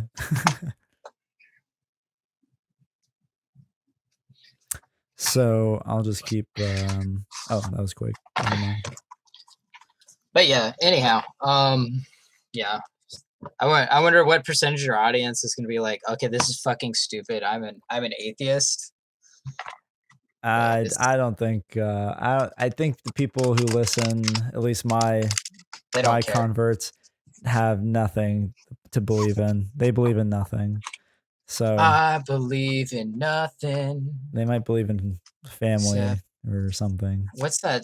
The fucking 30 Seconds to Mars song where he goes, I believe in nothing except the beating of our hearts. It's like the fucking Jared Leto. I don't know if I know that one, but I do know Jared Leto. He does like a spiritual retreat. I believe it. Like it's like an adult like summer camp spiritual thing. I believe it. They don't. I would go. No drugs. I would just hang out and transcend. No, there better be drugs. No, I would go. I would for sure go just for like a gonzo journalism type experience. Me and my brother talked about doing that in Miami, where we just go to Miami and we like just meet people and I interview them about their lives. Try to find people with crazy stories and just straight up just video interviews and stuff. Wait, have you done this or this is an idea? This is something that both of us really want to do. There's one person that we actually know that I want to interview. This guy's been shot like 13 times. His brother tried to fucking kill him. Just like really crazy life. Huh. Yeah, like a real fucking gangster. Like I've wanted to. It kind of occurred to me that it would be really cool to just sit down and interview this guy. I like the sound of that. Yeah. So let me know if you do that, because I'm obviously close enough to Miami to facilitate, maybe just from a videography audio standpoint, but happy to contribute to that project in some way. Yeah, absolutely. I just imagine doing like the interviews and then having like promo material for them, which was just basically just like a glorified like a music video, Sure. just like doing stupid shit, like speeding down the fucking highway and going to like takeovers or whatever. Mm-hmm. If they do those, they do them up here a lot. There's crazy takeovers. I actually should go to one and just like interview people at takeovers. What is it? I'm actually not familiar. What is a takeover? It's where they block like roads and intersections. They street race and they sideshow and shit. Oh, I see. Okay. It's just like they hoon. They're like hooning in sports cars and shit like that. That makes sense. I just never knew there was never heard the term for it. Maybe I didn't know what it was. But Yeah. that sounds fun. Yeah, that sounds like some interesting fringe culture. All right, Gabriel, what are we asking? We don't have to ask anything. We can just ask, what does Gabriel need to hear today? That would be fine. Yeah, what does Gabriel need to hear today? What does Gabriel need to hear today? All right. So the Emperor. So yeah, the Emperor. I always get the Emperor. This one should be an easy one. Someone's gonna get up. Someone's gonna be not happy with me for actually like having to use reference material on this, but I actually have like some preferred sources that are a bit more intellectual and academic than I'm capable of like just conjuring up myself. I hear you. That's fine, man. Even the internet on my phone is shitty. Okay, here we go. Like, and it's like not connected to the Wi-Fi. So we're gonna go to Major Arcana. So the Emperor is card number 4, the 4th card of the Major Arcana. 4 Magus. The Emperor. So yeah, I gotta skip a lot of the heavy intro stuff. It represents parents in their archetypal way. Just as the Emperor stands for Mother Nature, the Emperor is a social word, the structure of civilization, a symbol for its law and order.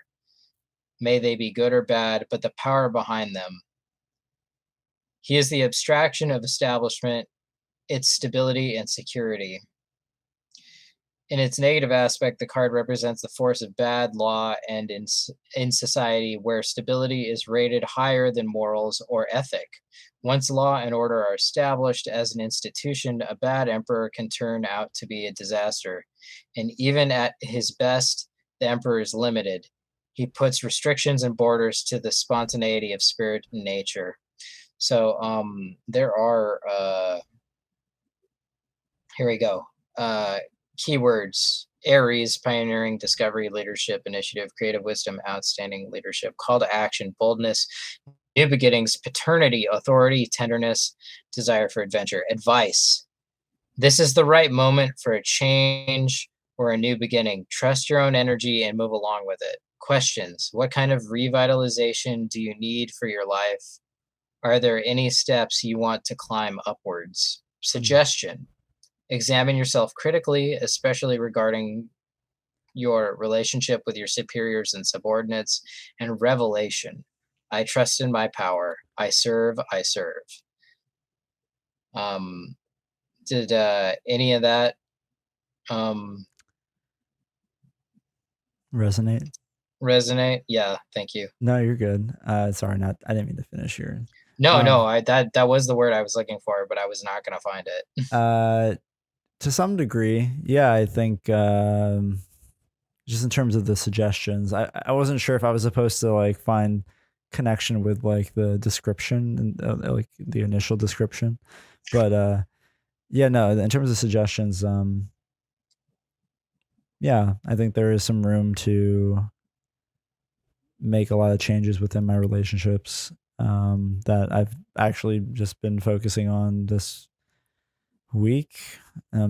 Finally taking some space for myself this week I've been kind of filling my last, like since the retreat, I've just been filling my life with people because I felt like that was the right way to build a habit of like being with people again and not holding up in my house. But I feel like I've maybe not gotten enough practice, but definitely gotten back into that groove of the ebb and flow of finding balance with people and alone time. And now I feel like I'm going to come back to having some space to reevaluate what any of those connections mean. I was just kind of shotgunning, like, whoever comes into my life, I'm going to just accept you fully and make time for you and energy for you. And yeah, so yeah. Yeah, without being more specific than that, yeah, it definitely does resonate to some degree. Yeah, sometimes like you it's mostly about like something to like think on. Like it's not like when I do like what do I need to hear, I'm not like necessarily like, oh, this is going to resonate with something that's happening in my life right now. It's mostly something I do for like, oh, what's a lesson that I could use, and then I'll try to draw something from it and then be like, okay, in the future, what, or if I can apply it to something that's currently happening in my life, then I will. But a lot of times it's just like, okay, these lessons may be something I'm going to have to keep in mind in the future, or there's something there. There's like scraps of wisdom. I don't know. It's panning for gold. I understand. I think, you know, like you said, it's like that was my first reading ever, or first anything of it. Not really a reading, to be honest. Not a reading, but you know, just draw one card. Yeah, sure, but like, you know, I know everything's supposed to be taken with not with a grain of salt per se, but just, you know, yeah, it is what it is. I'm not comparing it. I'm not comparing it to astrology by any means. I just, you know, I know it's in the same attitude of like taking it with a grain of salt. But yeah, I think, and we can have that conversation another time. I see you smiling about the astrology thing, but yeah, I will go to bat for astrology. You will go what? I will go to bat, for it. Sure. Yeah. Oh yeah. No, and that wasn't meant to be a dig at it. I just meant like, you know, the same. What's the word I'm looking for? I am biased though. I am absolutely biased. So I'm not. That's okay. That's why I appreciate you sharing any of it with me, because I'm like, oh, there's nothing wrong with it. I do not feel self-conscious about it at all. I've told so many people who are just like, that's retarded. And I'm like, yeah, and yeah, you're retarded. Well, yeah, and I've come full circle into the sense of like, I think, you know, I can't confidently say anything is worth believing. So I feel like I should believe everything to some degree. I don't know if that doesn't really make sense the way I said it, but I think you understand it. Like, I'm just, you know, I'm open to all because I believe in almost nothing. So I think everyone needs something. Yeah, I did. I gotta defend myself, and I have done some pretty good organic readings. I was on Chat Roulette and I did some organic readings for people, and they were like, "Oh fuck, that actually really like was awesome." Oh, nice. So I will brag on that. Like, I am getting better. It's something I want to learn how to do, and I've also considered doing it like correspondence wise to make money on the side, because I can do it correspondence wise. It's like hard doing it like in real time, where if I can like, oh, what do I look up, like, you know, reference in correspondences and stuff like that. So for cards that I'm not as familiar with, or I'm not able to draw something out of yet. So, but we'll see. I hope you, I hope it gets better for you in that regard. But yeah, I hope you can make some money off it too. And not that that's the most important thing, but that would be it would be fun to.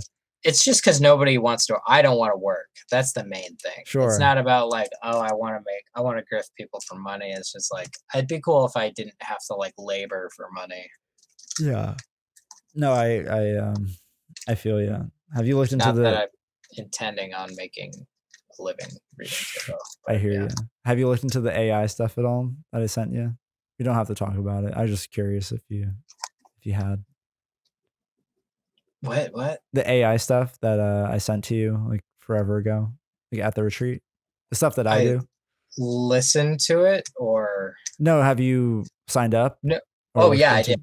I did. Oh, okay. So I'm standing by. You applied. Okay, just curious. Yeah, I applied. It'd be nice.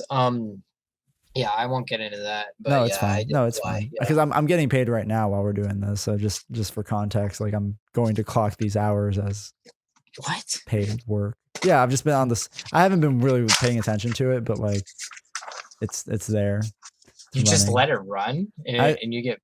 I let it run. I'm basically just copy pasting like prompts that I generate from another AI chatbot, and I'm just like I give it the parameters, and I just kind of generate it through that. You're not supposed to do that, obviously, but like it works.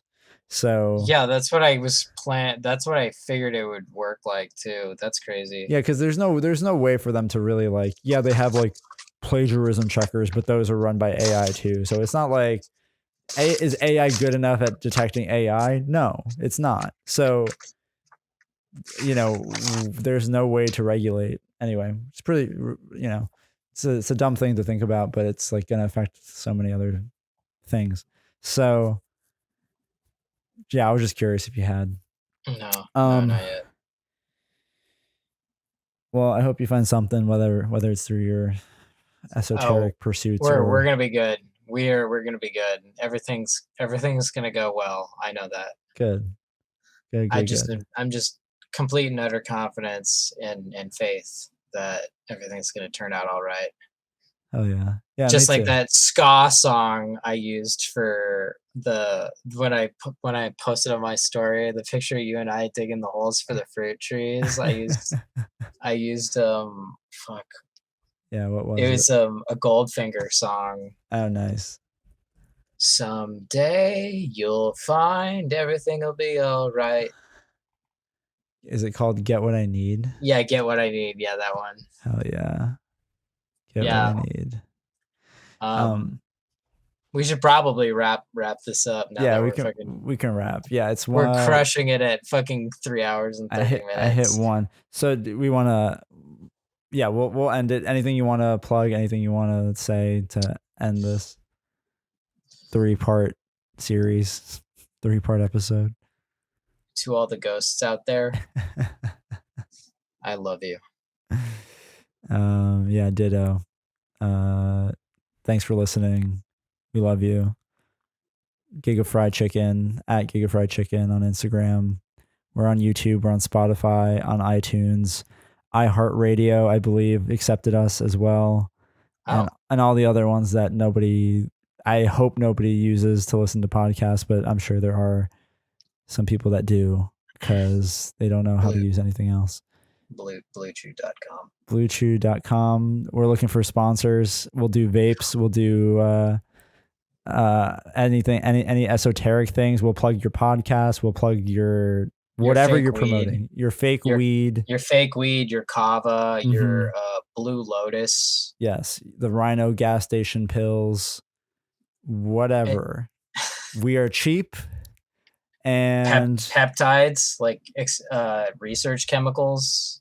Yes. Amino Asylum.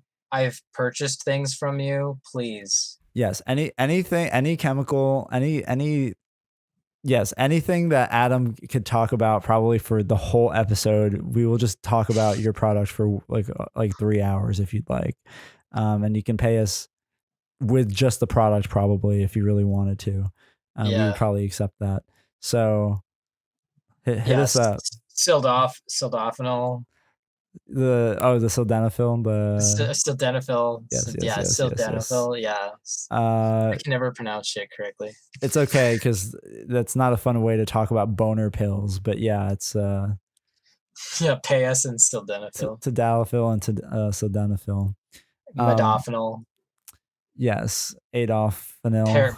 Paraxanthine, and if any of you guys can synthesize D-Max, I would love to try D-Max. I'm not.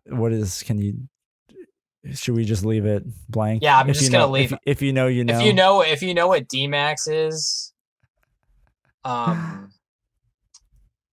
I'm writing it down.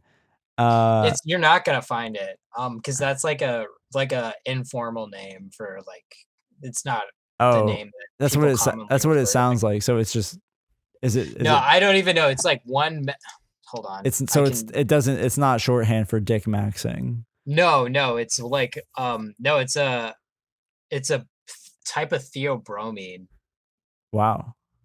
Yeah, it's I think it's 1,3-methyl theobromine or something like that. Huh. Yeah. DMAX. Okay, well, great. So if anyone can synthesize or get that to Adam, that would be great. We'll do all the things. Actually, yeah, if you just want to send us things to try, we'll just do them on the show. Yeah. I'm Since receptive to them now as well. Have you done amyl nitrate ever? No. Is that similar to poppers or No, it's poppers. Oh, it is poppers. Okay, sorry. It's just quality poppers. I hear this way the pure form. Then poppers are adulterated usually. There's some other type of nitrate. Yeah. Oh, I see. I don't know about adulterated, but there's like 3 or 4 different types of nitrates that are sold as poppers. That makes sense. Yeah, poppers are very popular here. Like on the street. So, like kids are doing poppers like at a bar. Honestly, yeah, whatever floats your boat. It's like better than fucking doing nitrous. I can tell you that much. I would prefer kids doing poppers and nitrous for sure. This is gonna turn into another edit where it's like. I love when kids do poppers. We wrap it up and then we turn it into the little reel. It's all sped up. Yeah, we didn't talk about no gay shit. We were pretty subtle on the gay shit, I think, this time. All right, but I guess we're gonna call this like wrapping up.